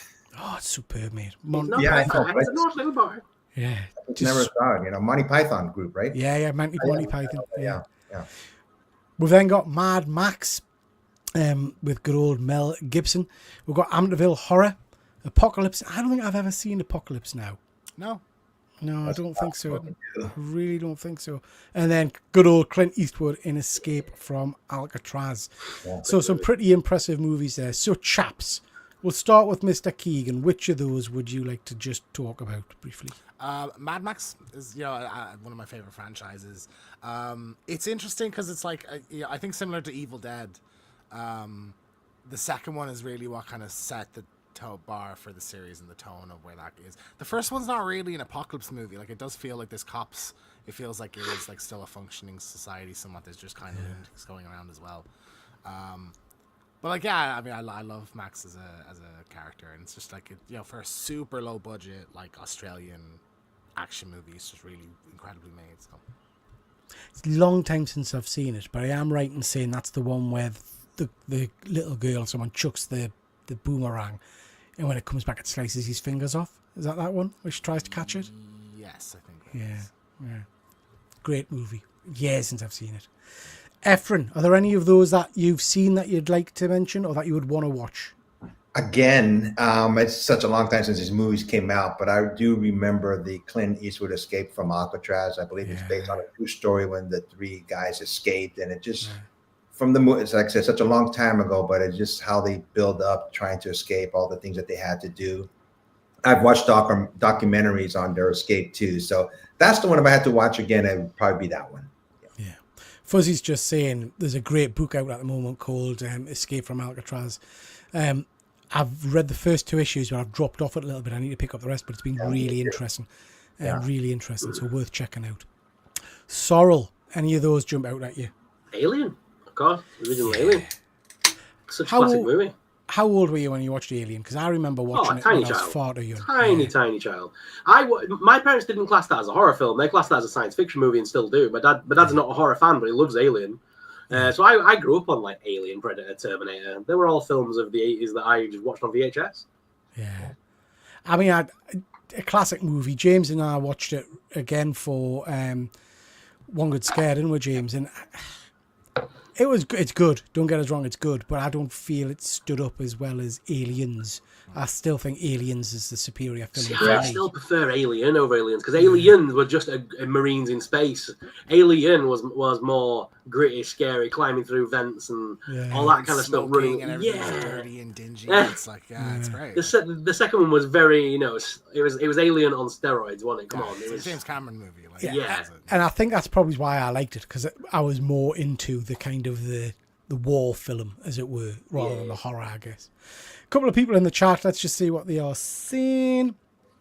Escape from Alcatraz, really, really underrated movie. Yeah, I'll have to check it. I'm sure I've seen it, but I can't remember it. Never watched Apocalypse Now. The rest are awesome. Yeah, I don't know how I've missed Apocalypse Now. It's like one of those films everybody talks about, but it's just not on my list. Brian, the best Python movie, Fight Me. I would agree. Absolutely agree. Love it. See, I am Holy Grail. a big fan of Holy Grail as well. Free Woodrick, yeah.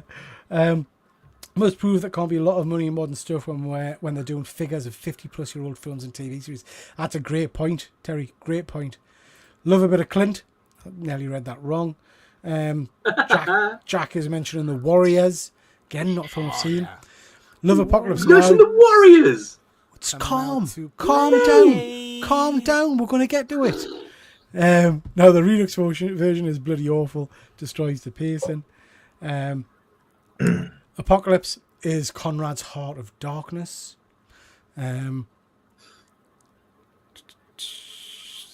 Scum. Just for the record, Chris is on about name changes. Biggie is Dickus. Yeah. Alien is a masterpiece. Alien is a thriller. Aliens is an action movie. Both are amazing. Yeah. Alien is suspense at its best. The story of how James Cameron got the Aliens gig is wild. He wrote Aliens on the whiteboard and turned the S to a pound sign. I haven't read that. No, heard that. Yeah, That's how he pitched it. He literally wrote Alien with a dollar sign. James, pretty impressive. You didn't know if Aliens is based on a book, or did James Cameron create the whole franchise? No, Ridley Scott wrote the first movie. and then Aliens. Oh, Ridley Scott. Sorry. Yeah, So Ridley Scott created the aliens. Yeah. He must get royalty from all the movies and comic books now, right? I would imagine so. I'm not sure what the deal with the so. thing. Well, multiple people were involved, like Yeah. Geiger, H.R. Geiger designed it, you know. So Or maybe the studios do, you know. It's Fox, isn't it? Owns it, so Fox, Disney. Yeah. Fox owns a Disney now, isn't it? Yeah. Interesting. It's your turn now, James. It's your turn. James, I noticed you've not replied to Fuzzy's or my comment on your latest One Good Scare Show video. Terrible. I have made an effort over this past weekend to not look because I get obsessed with looking at things. So I'm very sorry. I will comment immediately after the show. Thank you for your support. We really appreciate it. Okay. Sorrel, The Warriors. I don't think I've seen it. Mate, such a good movie. It's a cult classic for me. It's so good. All the different gangs of New York, and they have to get back after being framed for the murder and stuff. It's so good, man. And that voice coming over the radio going, they think they're safe, you know, go get them. Such a good movie. So Warriors come out and play. You remember That's that? really Warriors, man. Yeah, I've seen it. Such a good movie. James I'm gonna have to Maynard, watch that. I think so. Gonna have to watch it. Yeah, it's Good I watched soundtrack. it like a year ago again. It was so good. Bethany says it's terrible. Beth, how That's dare all you, to Beth? say. I have seen Star Trek The Motion Picture, obviously. Yeah, you did it. You Awful. did it. Awful. Not a fan of Star Trek The Motion Picture. Efren, have you seen that one? I have seen it, and I think the reason I liked it because they were finally coming out with a movie on Star Trek, and you know, that's the reason I liked that one. You know, but the second one was a lot better for sure. Yeah, Search for Spock. Yep. And then we've got Moonraker from good old Bond. I think that's one of my favourite Bond movies with Jaws, and all the rest of it. James, you seen that one? Yeah, it's probably, I can't remember. It's either the one that introduced Jaws or it's the one he's most prominent in. But Yeah. I really enjoy that one. I think it's wild that they actually got like a kind of a semi-sci-fi, you know, story to work in Bond. You know, where they're like actually blasting off and involves the moon and stuff. Yeah, just a good villain I felt as well. So like, yeah, I really like that one.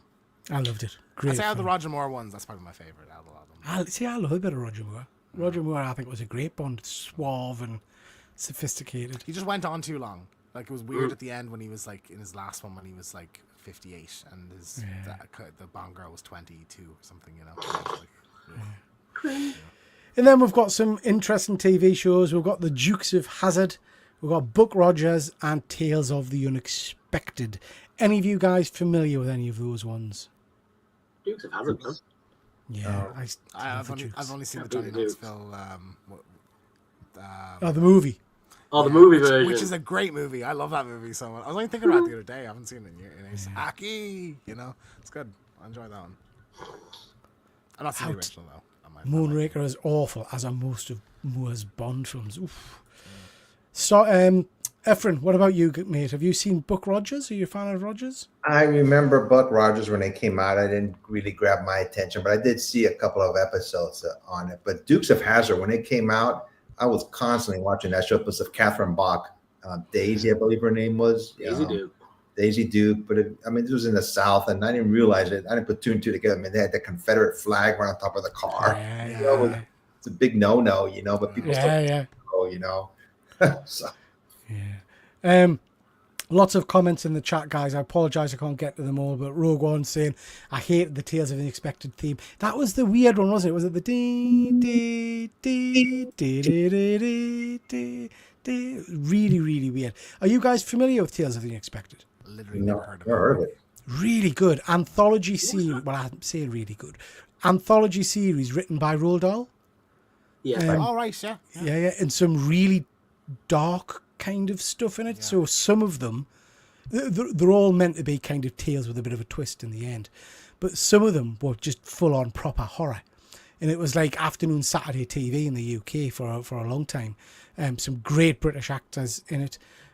Well worth checking out. If you Google kind of the best episodes and go for some of the horror episodes, there's stuff about kind of child abduction and murder and things. And it really is. You wouldn't align it with Roald Dahl, you know.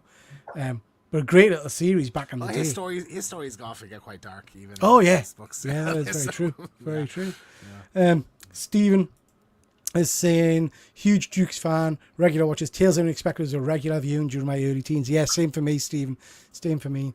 Erin Gray was lovely in Buck Rogers, but Pamela Hensley as Princess Ardella was hot as it. Yeah, that is true as well. I loved Buck Rogers. Loved Buck Rogers. Tales of the Unexpected was a poor man's Twilight Zone, but some episodes were decent. Yeah, similar kind of theme, wasn't it? Similar kind of theme. And we've got Phil. Nice to see you, Phil. Hope you're doing well. Just out of saying Superman, feckin' awesome. Finding a good time for comic flicks. Yeah, absolutely. Absolutely, Phil. Loved Superman. Fuzzy, Roald Dahl was an interesting character. He certainly was, mate. Bit of a jaded past. And then cartoons. We had Scooby and Scrappy. James, what the hell? This was Scrappy's introduction to Scooby-Doo, I think it was in 1979. I am not as averse to the character as a lot of people are. I know a lot of people consider him to have ruined Scooby-Doo. But actually, like, Scooby-Doo was in the decline at that point, and like he's sort of the Jar Jar. You know, the kids actually did love him and kind of brought more interest into it. So interestingly, what I would say to you is that's my era of Scooby-Doo. I loved Scrappy-Doo because that's what I grew up on, that particular cartoon. Yeah. Was this the same sort of time when they introduced Doofus Doo as well, the grey one? I don't remember. He had like a little red bucket hat on as well, didn't he? Like, yeah, I don't remember him. But I think it's unfortunate that he's shunned in the way he is. Like, they made him the villain in the movie, and this kind of jab's always thrown at him. I like Scrappy, puppy power. Yeah. Let me at him. Wasn't that good? Yeah. Lots of people in the chat saying grew up with Scrappy, had no problem. Wasn't Scrappy the death knell for it? Yeah, kind of. Loved Scrappy-Doo. Super Friends and Flash Gordon, I grew up on, loved them both. So I don't really remember the Super Friends or Flash Gordon cartoon, but I do remember good old Mighty Mouse and Batfink.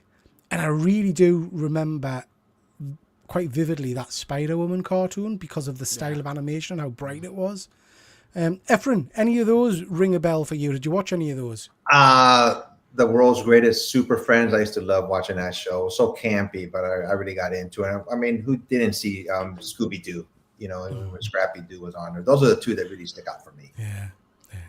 Phil, here I come to save the day. Did you guys, James, have you ever heard of Mighty Mouse? I recognize the picture.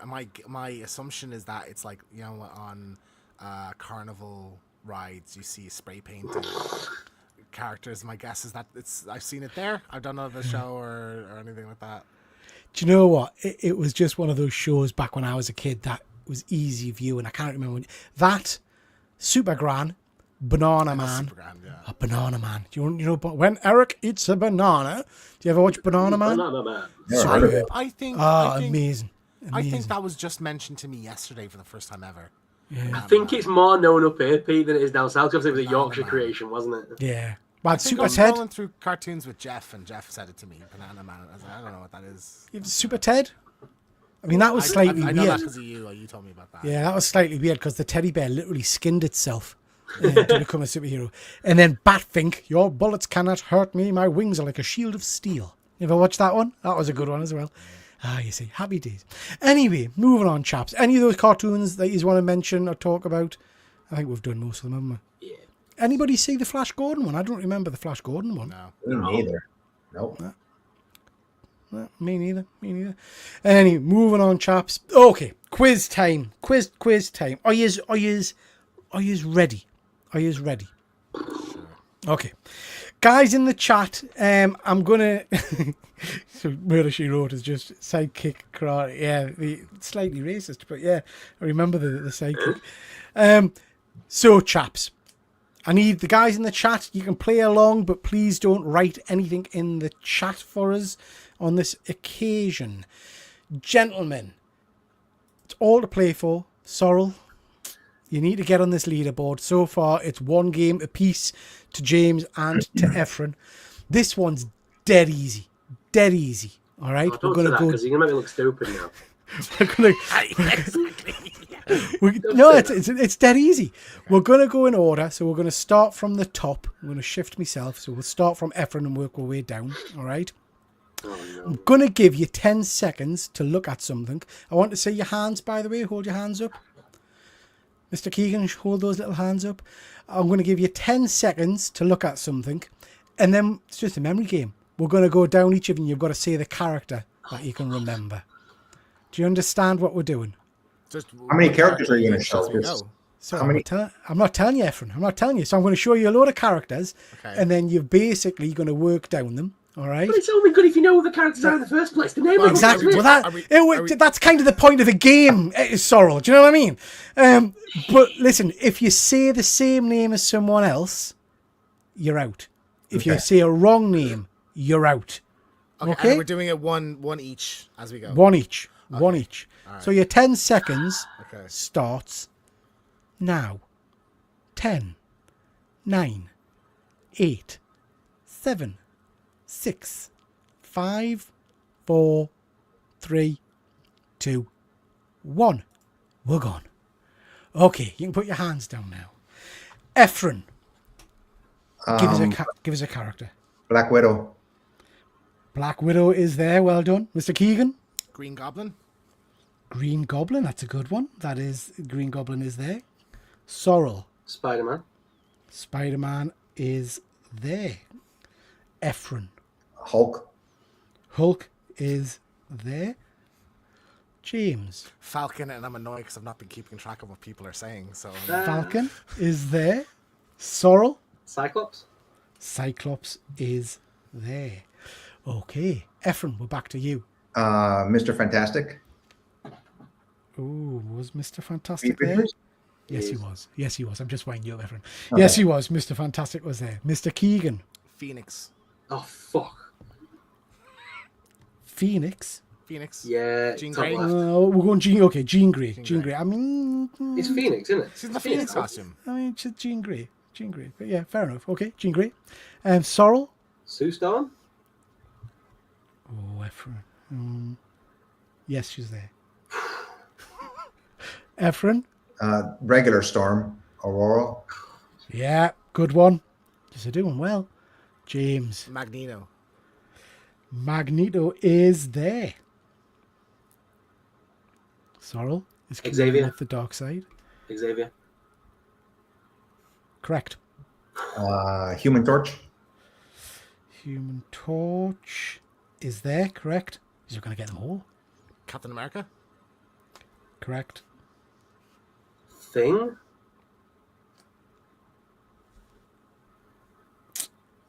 The Thing's not there. I'm out. You're out. You've cheated no one but yourself, Sorrel. You're out. Okay, it's between So that means you're not on the leaderboard, Sorrel. No, mate, not at all. I mean, I'm not trying to embarrass you. I never tested well, mate. I never tested well as a kid. But shame. Pretty shame out there. on you. Shame on you. Efren, we're back with you. Look at the concentration. Luke Cage. Luke Cage is there, correct. Dr. Octopus. James is there. Ooh. Fuck. Kingpin. Kingpin. He was there, yeah. Kingpin. Was he not at the top somewhere? I've not got Kingpin on my list. No. Oh, hang on. Some people are saying that Thing was there. Maybe I've not written him down. Hang fire. Yeah. We might have a steward's inquiry. So Kingpin wasn't on there. So at the moment, James is winning. Okay. James is winning. But if the Thing is there, then hang on. Let me consult my phone. If the Thing was there, Sorrel, my apologies. You are back in the game. All right. Give us a second, guys. It's actually I'm not going to remember anymore now. You what? I won't know any more now after that. I can't remember now. I've got about two that I know weren't mentioned, and after that I'm screwed. Like, yeah, the thing is there. The thing is there. I'll give you 2 seconds. All right. Okay. You ready? Thank you. Yeah. We can't mention ones that people have already mentioned, though. Okay. 1, 2. There we go. So we'll start with you, Sorrel. Thor. Thor is there, correct? James. Beast. Beast is there. I'm not in it no more. Yeah, you're in. No, you didn't get Kingpin. You didn't get Kingpin. Is he out? Yeah, okay. You're out. Yeah. That's two. Okay. So Sorrel, you've got a chance here. Nova. Nova. Yep. Bottom left again. Correct. James. Hulk. Hulk, James, is there. I thought I said that. He's already been had. Yeah. If he was or not. Shit, I took a stab there. I was like, Okay, so Sorrel is finally on the leaderboard. Well done, Sorrel. Well done. How did you do in the chat? Everybody's just excited that that reference swore. How did you do in the chat? Let me know how you did if you would have kept going. Good stuff. Good stuff. How many was there left to mention? There weren't that many. Hawkeye, Ghost Rider, Loki, Doctor Doom, yeah. Mystique, Banshee. Nightcrawler. About 10. Yeah, about 10 left. Havoc. 10 left. You did very well. You did very well. I have to say that. You did very well. Sorrel, you were obviously superb. Hard to bear, James. Hard to bear. 2 weeks in a row you've lost. Never mind. Yeah, definitely thanks to the audience. It's an even playing field now. We're all on. I don't feel bad about that. You know? Okay, guys. Couple of reviews. I'm conscious of time, guys, so we're going to skip through some of these. Yeah, don't put that on screen. Yeah, I'm not going to put that on screen, Jack, but yeah, I see it. Couple of reviews. Thundercats, Powerpuff Girls. Sorrel, you made me read this, so you've read it, haven't you? What did you think of it? I loved it. It was fun. It's a little fun book, isn't it? It's not in any continuity. It's never going to happen again. It's just a bit of fluff. Come on. So I really enjoyed it. Yay! I thought it was just stupid, silly, easy, mind-numbing reading. I have to say I didn't know what the hell was happening half of the time because I think the either the artwork or the transitions or something just didn't seem to flow, and I didn't know what the shit was going on. But probably the reason I liked it most was because it felt like a Tigra, my favourite character, story, because he was the main Thundercat in it throughout, and I liked the way they were having fun with his character in terms of not many people seem to like him and all that kind of stuff. So yeah, in general, good, interesting book. James, Supergirl, Woman of Tomorrow. Please don't give us spoilers because me and Sorrel are reading this one. Are you currently reading it? No, we're going to read it and do a review. Efren, have you read this? No, man, I'm surprised that I haven't. But I just been in a big DC buzz lately, and I know that the Supergirl movie is going to be based on this, and I've just heard nothing but acclaim for it, so I thought I'd give it a read. So, phenomenal, really amazing. Like the characterization of Supergirl, I think, is awesome in it. Like I've never really cared for Supergirl as a character, but she's just wonderful in it. Like really, just badass, like interesting character. Like a lot of depth added to her. The story is really interesting. It's like the core concept. It's sort of her getting wrapped up in a kind of a revenge thing and accompanying someone with them, and a really great, just evil bastard of a villain. I was surprised how dark it got at times as well. Like, so I think this deserves absolutely every bit of praise that I've heard of it. Yeah, really loved it, and I think it's unfortunate is like because I don't think Tom King's written any more Supergirl, so like this is the only thing that portrays her in this way. But I would love to read more of like this version of the character. I think because it's not in continuity, is it? It's kind of an Elseworlds kind of thing. I think. Yeah, it's not specific. I don't think it's specifically Elseworlds. It's just not. No, it's not labeled in Elseworlds, but it's not in continuity, I guess. There's nothing that contradicts any continuity, I think. In it. Okay. But like she's I would be certain is portrayed different. Like she's a bit of a potty mouth in it. Yeah. She's got a bit of an attitude, but like in a very natural, not in like a try hard kind of way. Yeah. But it's just this like sprawling space epic. It's just I just thought it was incredible, really phenomenal. So yeah, I'm excited to hear what you think when you get around to reading it. Okay, good stuff. Looking forward to that. Eyes of Wakanda. We got the animated trailer. Did any of you see that? I forgot to watch this. I didn't see it. Yeah, it looks good. So did you like it, Sorrel? It looks interesting. I'm going to watch it. It looks good. Yeah, the art style's interesting. It matches what they did with the, what do they call it, the What If series, isn't it? It's very similar to that. Yeah. Is it going to have some of the voice actors from the movie? I don't think so. I think it's totally separate continuity. I think Iron Fist, I'm presuming that's who was meant to be in it. It looked like an Iron Fist based character. I'm just not overly excited about this, and I don't know why, but I'll give it a go. I'll watch it, see what it's like. The trailer was pretty interesting, so yeah, we'll give that one a go. James, you asked us to put pictures of naked men on. Not sure why. It's a sexy show, Peter. You know, Spartacus is coming back. This is called. We got a new trailer for Comic-Con. This is called House of Asher.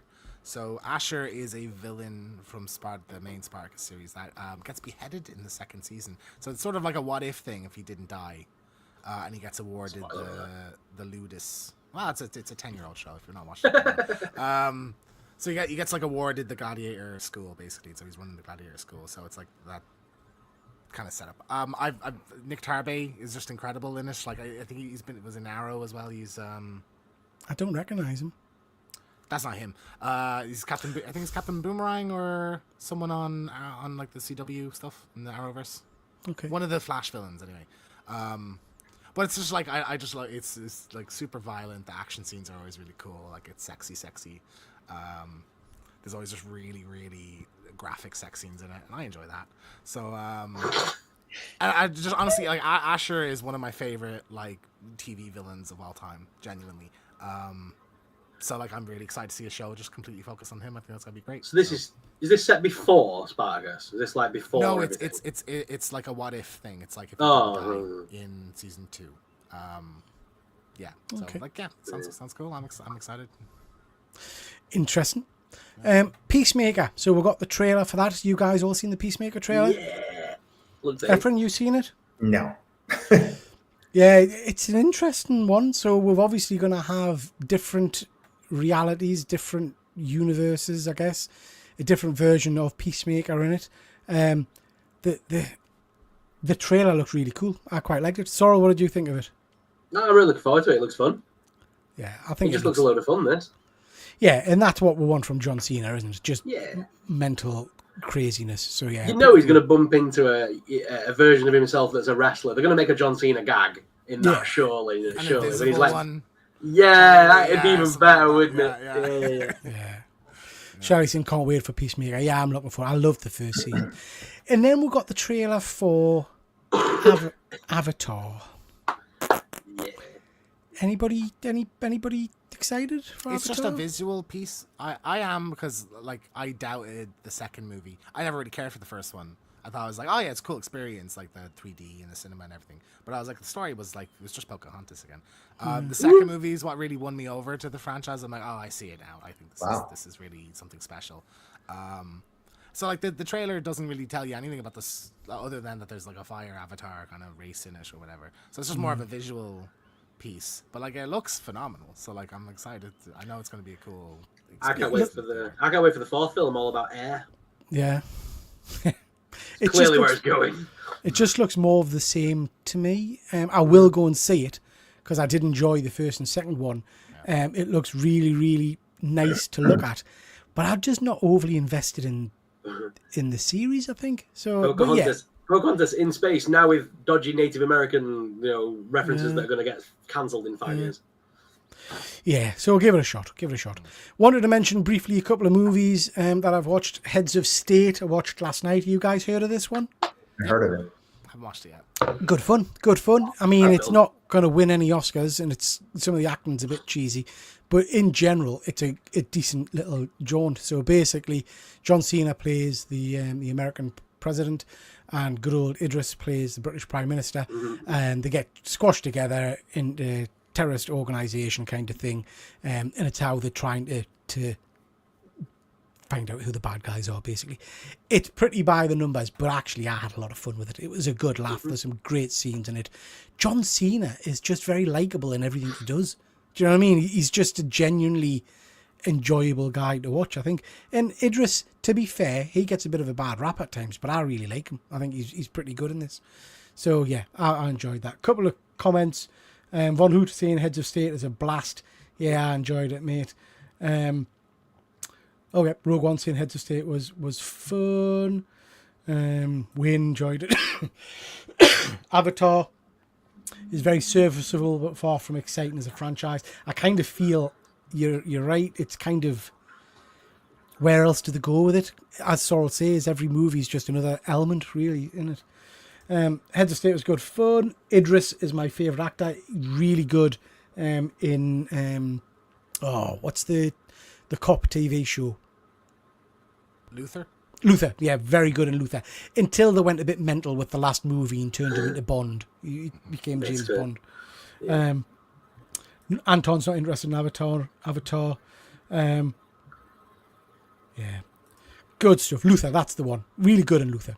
Another thing I watched today was, we mentioned Naked Gun earlier on. I thought I'd do a bit of homework ready for the new movie coming out. So I watched the first Naked Gun film with good old Leslie Nielsen and Priscilla Presley. Phenomenal. It reminded us why I like this stupid humour. There's something to giggle about in pretty much every scene, and it's a feast for your eyes because there's so many little gags that you might not notice on first viewing and things like that, which I just absolutely loved. I watched a few minutes yesterday. My mate was showing me. It's like what a spoof he did, but it's an Exorcist one. Mm-hmm. Repossessed. Yes, and there's a bit where he's like teaching a seminar, and this lady's all like pulling her dress up and stuff. And he goes, "Man, pull your dress down," and she just pulls it down fully. Yeah. It's like, yeah, it's funny. Look good. I'll watch that. Yeah, it's a good movie actually. But yeah, good old Leslie Nielsen, superb. But chaps, the film we wanted to. Sorry, mate, you were saying? I was going to say Stephen Butler in the chat there just mentioning the WWE Unreal doc on Netflix. All of the seasons online. You can watch the whole thing now. It's amazing. If you've ever been interested in WWE and want to know how they do it, that shows everything. They're not hiding anything anymore. They're kind of like coming forward and showing you how the show's put together, how the script it. It's so interesting if you're a fan of wrestling. Phil said Airplane, I love Hot Shots, Naked Gun. Top Secret as well is a really good one, Phil. I don't know if you've seen Top Secret. That's a really good one. Haven't thought of Repossessed in ages, yeah. And we need more comedy, yeah. I like a good comedy. There's a great scene in Top Secret. I don't know if you've seen it, James, with Peter Cushing. And it's the stupid gags that get me every time. But he's looking through a magnifying. He's a forger. His job is he's a document forger, etc. in the war. And he's looking through a magnifying glass, and he kind of looks up, and his eyes obviously huge to the magnifying glass. And then he takes the magnifying glass away, and his eyes still just. It's just stupid, so stupid. But I just chuckle every time. Okay, guys, bit of Fantastic Four. Oh, Dragnet as well. Loved Dragnet. Bit of Fantastic Four. So, guys.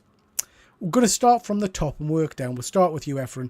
Just general thoughts. Did you enjoy it? Did you not enjoy it? What bits jumped out for you?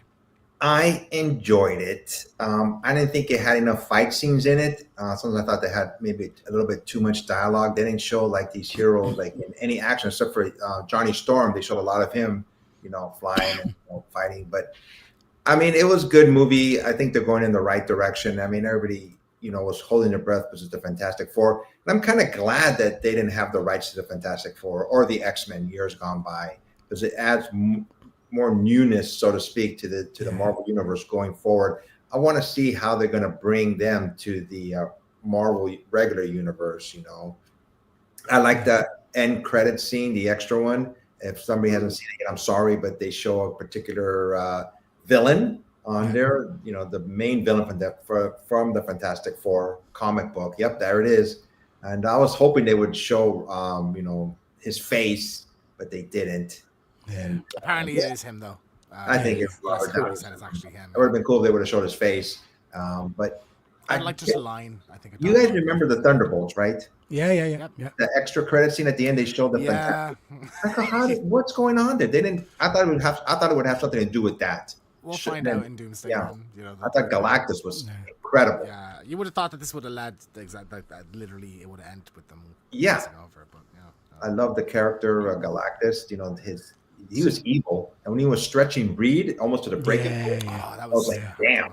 I go, what's going to happen here? But I thought it was. I mean, I give it a solid B. Yeah. So, do you still think that the Thunderbolts post-credit scene? Do you still think the Fantastic Four are in that Fantastic Art? Do you still think they're in it?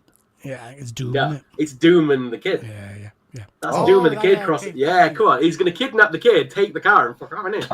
Makes sense. Yeah. Okay. That's what I think. Anyway. So, what did you think of the movie, James? So I've seen it twice. The first time I saw it, and I came out, and I thought I liked it, but I there was something missing. I couldn't really pinpoint what it was. Like something just didn't click for me. Second time, I enjoyed it more, I think. So I'd say I think it's really good. I like it, but I don't love it. I don't really know why. The action doesn't really bother me. I love the world. I love like the set design is incredible. I like this retro futuristic thing. I think they have a lot of cool kind of gags with that. I love, same with Superman, how just unabashedly comic booky it is, where there's like a montage of them, like how all the different villains they fought. We get a little Fantastic Four 1 cover recreation, which was really cool. I loved Mole Man so much in it, and I wish he was in the movie more because he was so good. Like, you know, the whole like I want him to ask me, butter me up. That was good. Silver Surfer was fantastic. I thought really great. Galactus, like the kind of chase sequence in the middle of the movie, that whole sequence was incredible. Like the best part of the movie by a mile. I saw this in IMAX, so like the Galactus sequences were just like wow, like especially him walking through New York and everything like that. I thought the main cast were really great, worked really well together, felt like a family, and there was a heart to it, you know. So yeah, I think it's really solid. Like I think it's a very good starting point, and I am excited to see these characters kind of interact with the other ones in the universe as well. Good stuff. And you, Sorrel? No, really good movie. I really enjoyed it. I think there's a lot. I think there's a lot of little things in there that I don't like. Love little nods and Easter eggs that we're going to get later on down the line and stuff. There's so much stuff in that film. It's so good. Did you guys notice the scene where they show like from up in the sky, you know, the lights coming in, and then the torch takes off into the city, and they had an homage to Jack Kirby? I don't know if you guys noticed that scene. There's a art. There it is, right there. That's the one, right, Peter? Yeah. Cool. Yeah, so Fuzzy, hats off to Fuzzy, he sent us this image and reminders of it. So yeah, we get a Jack and Stan. And in the credits, these are listed as Timely Employee 1 and Timely Employee 2. Timely being, you know, Marvel Comics before it came Marvel Comics. So I thought that was a really nice catch touch. that at all. Didn't the Total Timely Comics logo and everything. That was pretty awesome. So did you... Sorry, mate. Sorry, I was just going to say, so you know they had the empty seat for the Latvian leader, and he wasn't there, obviously. I think that's because they haven't actually got a Doctor Doom in this universe yet. I think the Robert Downey Jr. Doctor Doom is from another universe timeline. I don't think it's from this universe. No, so I think they're kind of doing the whole they'll cast him kind of when they cast him kind of thing, and you'll get it later on. I think he is literally like Downey is playing the Victor Von Doom of this world, and he just looks like Tony. Because did you also see what Steve Evans put on his Instagram this afternoon? Did anyone catch that? No. So Steve Evans at San Diego Comic-Con, the Doctor Doom mask was sat on top of a book. Not many people have spoken about it. I put some things on my Instagram, sharing it, but basically, let me get the image. But basically, it's sat on a copy of The Mysterious Island. Okay. So sat on basically on a copy of The Mysterious Island. It was actually just sat on top of it the whole time. And that's drawing parallels. Obviously, in the last Fantastic Four movie, he was reading the book, wasn't he? Reed Richards was reading The Mysterious Island. But also, they always draw comparisons between Captain Nemo and this version of Doctor Doom that we're going to be getting. So if you've read the book, you kind of get where they're going with it. Yeah. I think loads of stuff to unpack from it. I personally really enjoyed it. I do agree there wasn't a lot of action in it. And Galactus, for being this big, phenomenal bad guy, he was beaten pretty easily. Well, I think I like that. Obviously, like he'll come back and be like, you know, like we saw in Eternals, like that kind of size. Like they're leaving where he'll have languished for, you know, and outlived all the universes to get to find them again. So that'd be cool. Yeah. I think we'll get Norrin Raj then at that point, probably. Yeah. Sorry. I was going to say, I think they showed how powerful a mother can be to protect her child. They showed how powerful Sue Storm is. She's one of the most powerful beings in the Marvel Universe when pushed to that limit. You know, and she died. Yeah, the movie tried to convince her she died for a minute. Like, she got better. So, like I was saying, I really enjoyed it. I did think it had some great nods. I loved the family element. I thought Pedro was great as Reed Richards. I thought he was spot on. For me, there's a couple of scenes because for me, Reed Richards should be a bit of a tragic character. in that he's hyper intelligent, but that hyper intelligence makes him have difficult relationships even with the people he loves, like Sue Storm. And there was a bit in it where I think Sue told him, you know, that she didn't like being that at times and stuff. It's hard to be So I liked that. I thought Galactus was phenomenal. I loved the chase sequence when he first appeared. Thought it was great. My only grumble, I guess, was the end fight. I would have liked to have seen them working in more unison. I wanted that kind of classic Fantastic Four 1 cover where all of them were attacking them at the same time. It kind of felt like everybody had a little go, had their one hit, and then the next person hit. I would have liked to have seen... And I think they were wise probably not to overuse Reed's stretchy powers because it can look a bit silly, but it worked well for the film, I think. Do you know, I think overall visual effects were stellar in it. I didn't find any of the CG like particularly wonky like we've gotten in a lot of these lately, you know. Yeah, I agree. We'll get the end scene with Franklin. Do we think that's Franklin healing Victor's face? I didn't even think about that. So that's what he does in the comics. So in Secret Wars, Franklin uses his reality, because Franklin, for those of you that don't know, is an Omega level mutant. In fact, he's higher than that. He's one of the most powerful beings in the universe with the ability to rewrite reality. That, to me, feels like he's fixing Doom's face. Well, they said he's not going to be burnt in the movie. So which is why we might end up with a Robert Downey Jr. face. Did they take away... I thought they took away his powers in the comic books, Franklin. They have at the moment, I think, because he's overnerfed. At one point, Galactus is his herald, isn't he? Yeah. So he's got Galactus kind of doing his bidding. Do you feel like it would take away a little bit from Doctor Doom if he's unmasked most of the time? I don't know. I don't think he's Doctor Doom full stop. I think he's another universe as Doctor Doom. I don't think he is Doctor Doom. He's just Robert Downey Jr.'s version of Doctor Doom. I think they'll include a real Doctor Doom later down the line. Yeah. But in regards to Franklin, I think he's going to be the reason how the timeline all resets, because he's, like I say, he's got the power to change reality. So they're going to use that that's why they've introduced him, surely. So then they're going to use that to kind of change the timeline going forward and write out key characters that they need to recast. Absolutely. So Franklin's going to be the linchpin for Secret Wars. With his powers. Just going to jump to the chat, guys. I enjoyed FF. It was good. The story wasn't as interesting as I wanted it to be. Not as good as Superman. Yeah, so gonna push you on that then, guys. If you had to watch one, which one would you watch? For me, as much as I enjoyed Fantastic Four, it's Superman. 100%. Superman was definitely better. Superman. It's unfortunate it came so quick soon after it. Absolutely. And it's unfair to compare them. Yeah. But I think for me, the sense of hope I got from Superman, I know that sounds cheesy, but that's what I took away more from Superman, although I did love Fantastic Four. Do you know, for me, I think I just felt more in Superman. Like I felt excited, and I felt like, sad at moments and inspired at moments and stuff, and I didn't really get any of that from Fantastic Four. Loved it. Agree with Efren. Not enough action in terms of fight scenes, but still loved it. Great movie, not as great as Superman, but still awesome. I felt Ben's whole relationship side was a bit odd to show parts and have the essence of it cut in the movie. I agree with that as well, Stephen. We didn't really get the kind of the quintessential Ben kind of element, I don't think. I did enjoy it, but I didn't see enough of the characters' powers. Anton, I love Fantastic Four. Shelley, loved FF.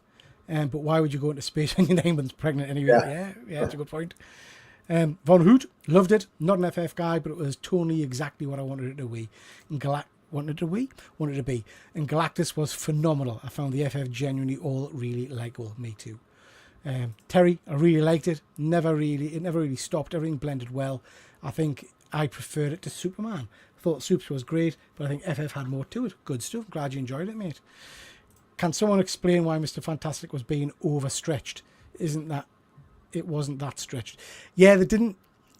I think they limited his powers in this, Sean, because I did think that as well. And I thought when you saw him stretching, it wasn't kind of the out of control stretching we've seen in some other things. I think his stretchiness had limits within this, which was probably why it was,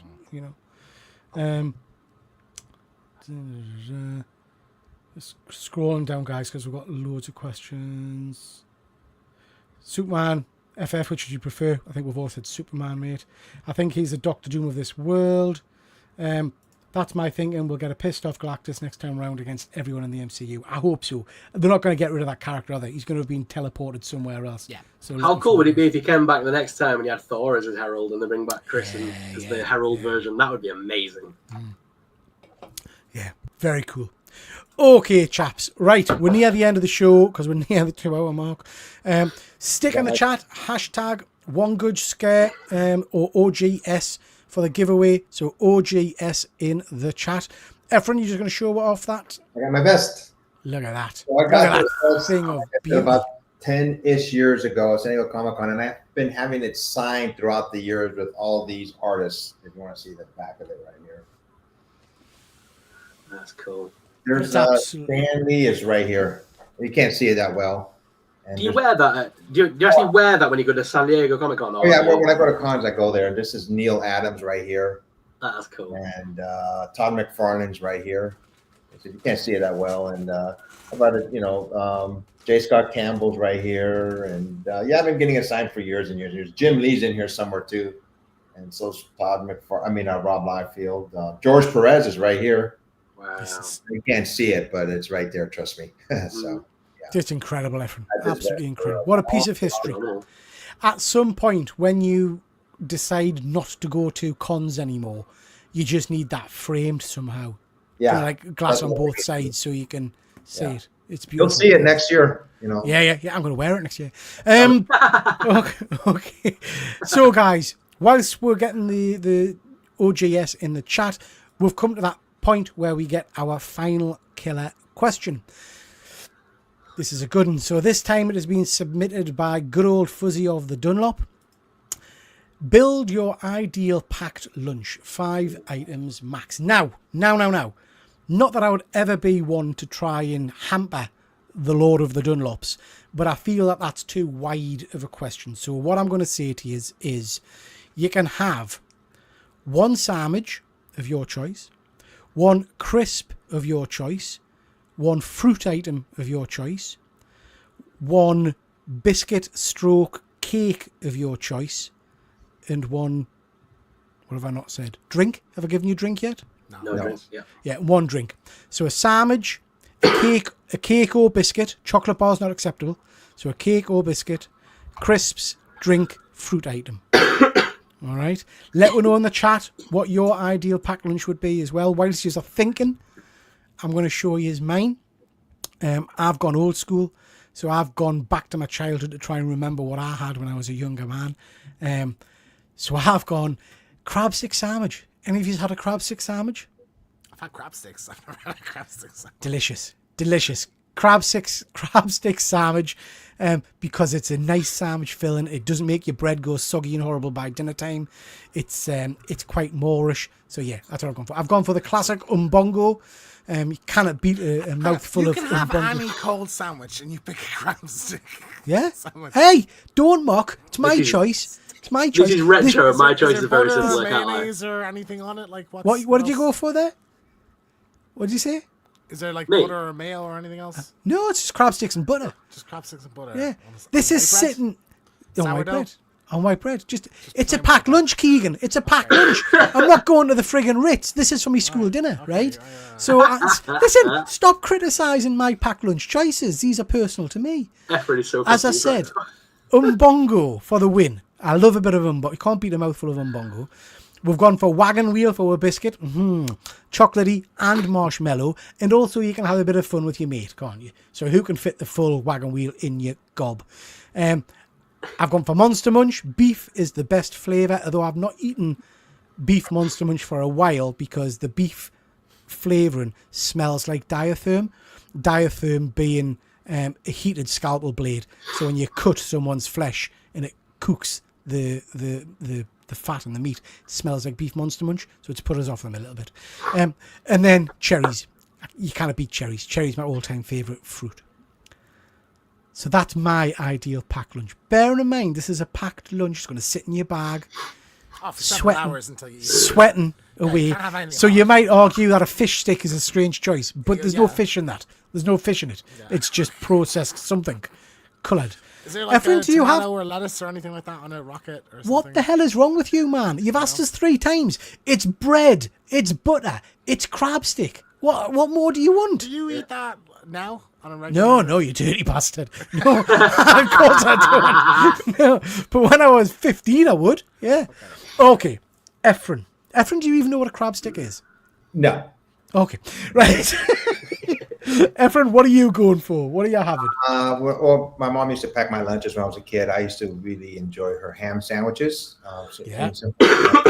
For a drink, I used to like chocolate milk, but really cold chocolate milk. That was really good. Nice. I used to get Lay's potato chips. Okay. And, Don't think I've had them. What are they? Just Walkers. yeah. It's Walkers. Right. They call got them you. Lays. Yeah, got you. Yeah. What flavor? Efren, just plain salted? Just regular Lay's potato chips, salted one, and I said the ham sandwich, chocolate drink. I used to like the Twinkies, Yeah. the Twinkies, and for fruit, I used to eat like a banana. A banana. Yeah, you can't go wrong with a banana. I like a banana. Hashtag bed sheets. Wrong one, Jack. Wrong one. Yeah. So, James. So I'm gonna go with baguette, Of course you are. like a roll, right? Chicken tikka. Of course you are. You're a dirty bastard. Chicken Do you know tikka. I that? love a bit of chicken tikka. In your bag, Sorry, would you sweating prefer all coronation chicken? I have in your many bag, times, many sweating times, all day, many stinking. times gotten at a deli chicken tikka roll and left in my bag for a few hours and then eat it. Yeah, absolutely. A bit of sweet chili sauce, some chili maybe as well. Maybe a little bit of cheese if it's adventurous. For crisps, I will go for prawn cocktail. What's the Skips. brand? No, there's crisps that are prawn cocktail. Who does them again? Tato does them, but there's other ones does them.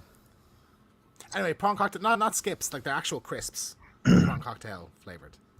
Because that's my favorite flavor of that. Either that or Hunky Dory Buffalo. I really like them as well. Okay. For the drink, I would go for a Pepsi Max. Why not? A little bit of fizz. For the biscuit, like a mini pack of Cadbury's Fingers. And then the fruit, I'll allow it. a little bit of diced watermelon would be nice. Watermelon. Yeah. Nice. Sorrel, what are we going for? When I was a kid in school, it was a Dairy Cheese Triangle sandwich. Nice. Classic. With Classic. a pack of Space Invaders, Space Raiders. What flavour? Pickled onion, obviously. Good. Correct. Another flavor of Yeah, you can get beef as well. Beef spicy. Yeah. Yeah, all right. For the drink, it would be a small Sunny D. You used to get the lunchbox version. Sunny delight. Yep. Yeah. And then the cake thing would have been Jaffa cakes, but you used to get the little sandwich pack ones that had like 5 in a little thing.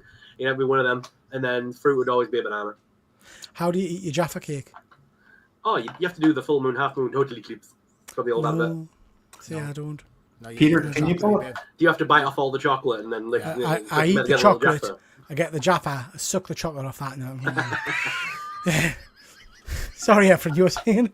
Can you pull up your picture again of the food that you chose? On the right hand side, what is that? Monster Munch? Efren, have you never had a Monster Munch? Don't have them in America. You had an opportunity. I have that and the Umbongo. I don't know what that is either. Efren, you've never lived. I don't know honestly. Umbongo. I've never had that. Did no one take him to Tesco for a meal deal when they were over here? Did no one? we brought him to the shop and he bought fucking a Snickers. Yeah. I was like, man, you can get a Snickers at home. Like, get something else. No, I want a Snickers. Efren, I'll send you some Umbongo and some Monster Munch, right?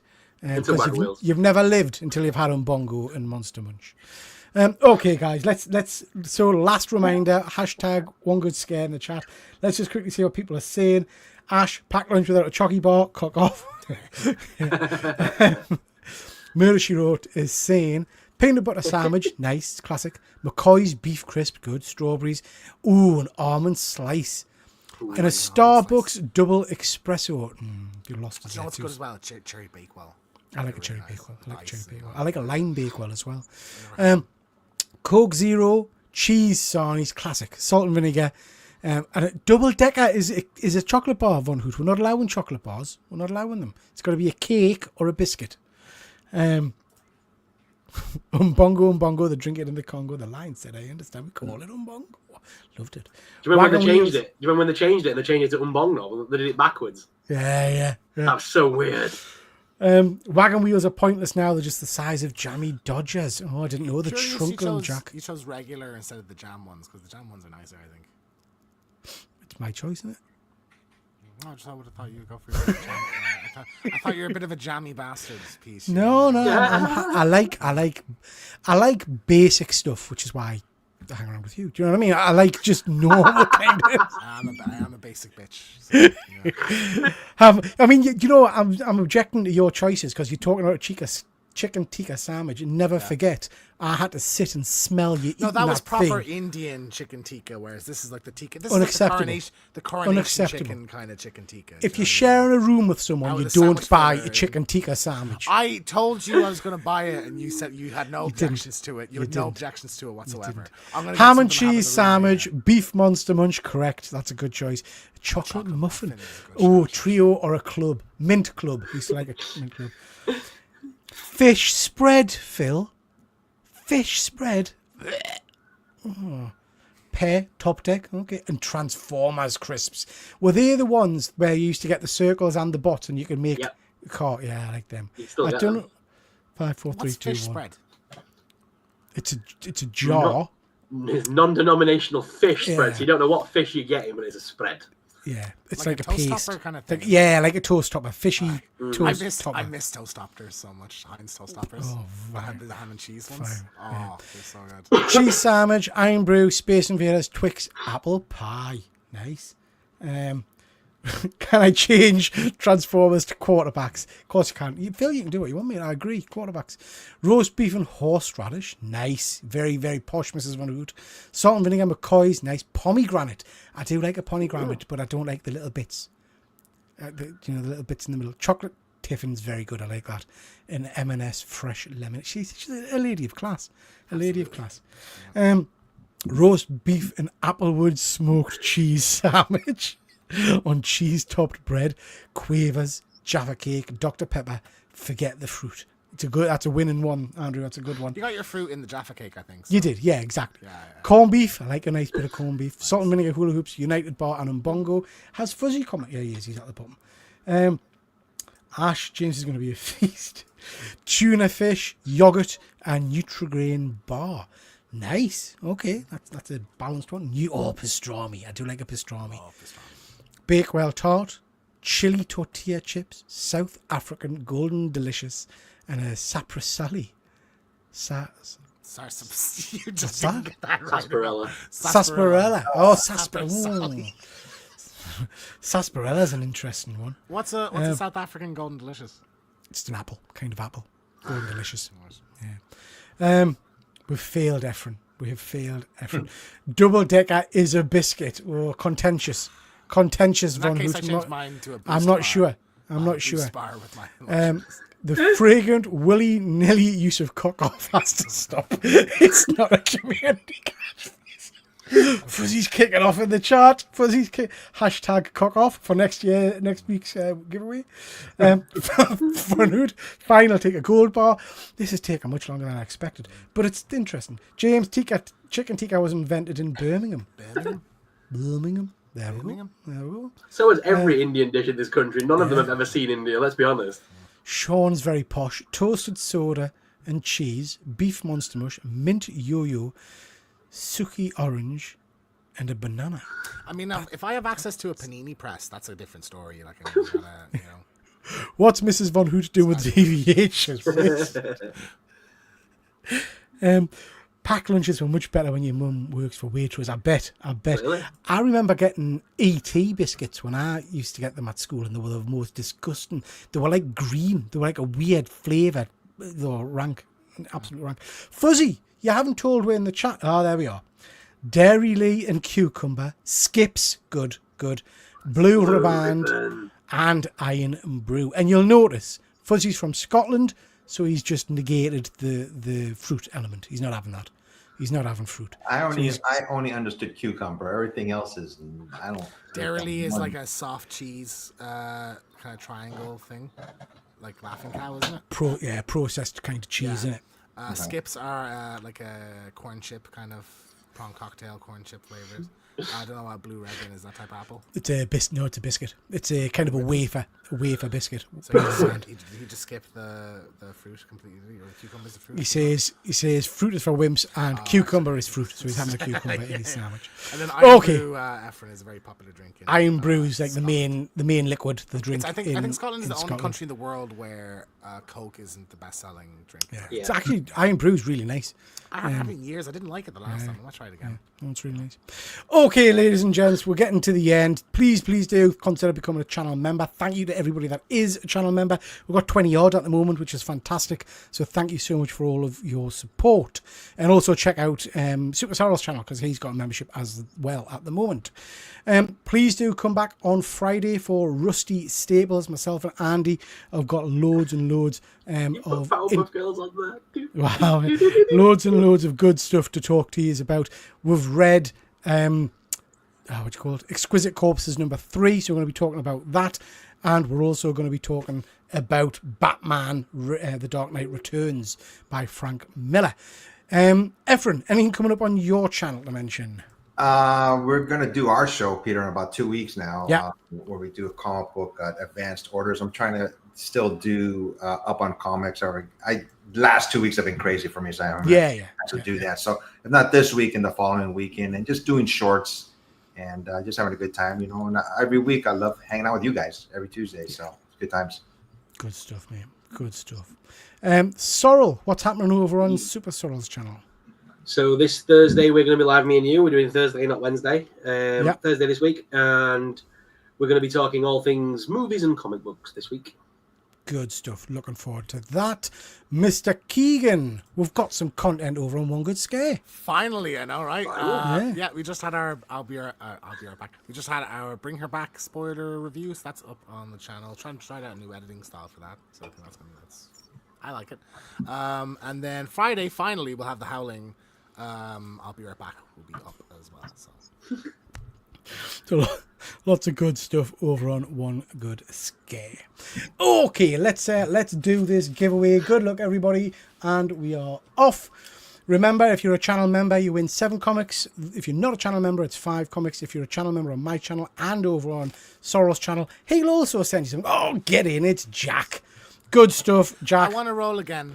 He's been mean this episode. No, he gets an extra comic for being mean. He threw a lot of digs at me. Yeah, Jack, very pleased for you, bud. Drop us a line over on Instagram and I shall send you some books. Guys, let's make this quick. So, Jack, is Jack I can't remember if Jack's a channel member or not. Is there a comment from Jack? Jack, let us know, are you a channel member? I can't remember if you are or not. Anybody see on the screen? No, I don't think he is. Okay, guys, so 5 books. 5 books. Efren, tell us when to stop. Stop. Good stuff. Oh. James? No, I'm not partaking in this. Why not, you know? The very front one, please. The very front book. Very front, yeah. Oh, it's nice. Sorrel? Just for James, throw in the kitty. Stop. Oh, nice. Efren? Stop. And I'll pick the last one because James isn't participating. We're going to go there. Oh. Okay, so Jack, your that looked like you're about to go. No. Jack, your books for tonight. Let us just make myself big. Like I said, drop us a line on Instagram, but we'll get these sent to you. So you have got. I'm trying to say, yeah, it is the first one. You have got the first issue of Death in the Family, the mini series where Jason Todd gets the shit beaten out of him with a crowbar. So that's quite a nice book. Decent condition as well. So that's a nice one. We've been talking about it tonight. Don't get excited. It's a reprint. We've got a reprint of Fantastic Four #1. Nice. That's a really nice reprint of that classic cover. So that's a nice one. We've got the Prime Minister in. Lovely. Jack, this one is lush. I like this one a lot. One of my favourite books. That's my name. One of my favourite books. We have got the square-bound Batman the movie. Really chunky monkey book. Retelling of the movie. with Jack on the front. And look at that cod piece. Incredible. So, yeah. So, really nice Batman book. We've got a variant. The Syndicate Vengeance of Moon Knight limited edition book. This is number 148 out of 600. So, some nice Moon Knight action. And then we have got a good old Alex Ross Magneto cover. Don't know what the book is, but it's an Alex Ross Magneto cover.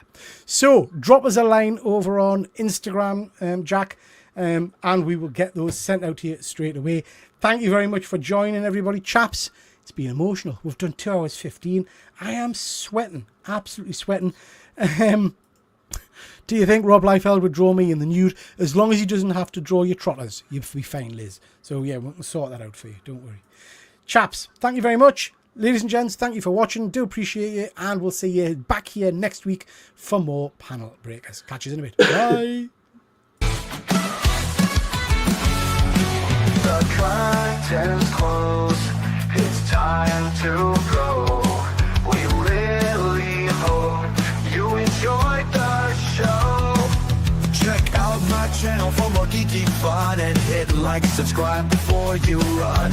All that remains is our thanks to you from TripleG and his YouTube crew. We really do hope you come on back, but for now, that's your whack. Yeah, that's your whack.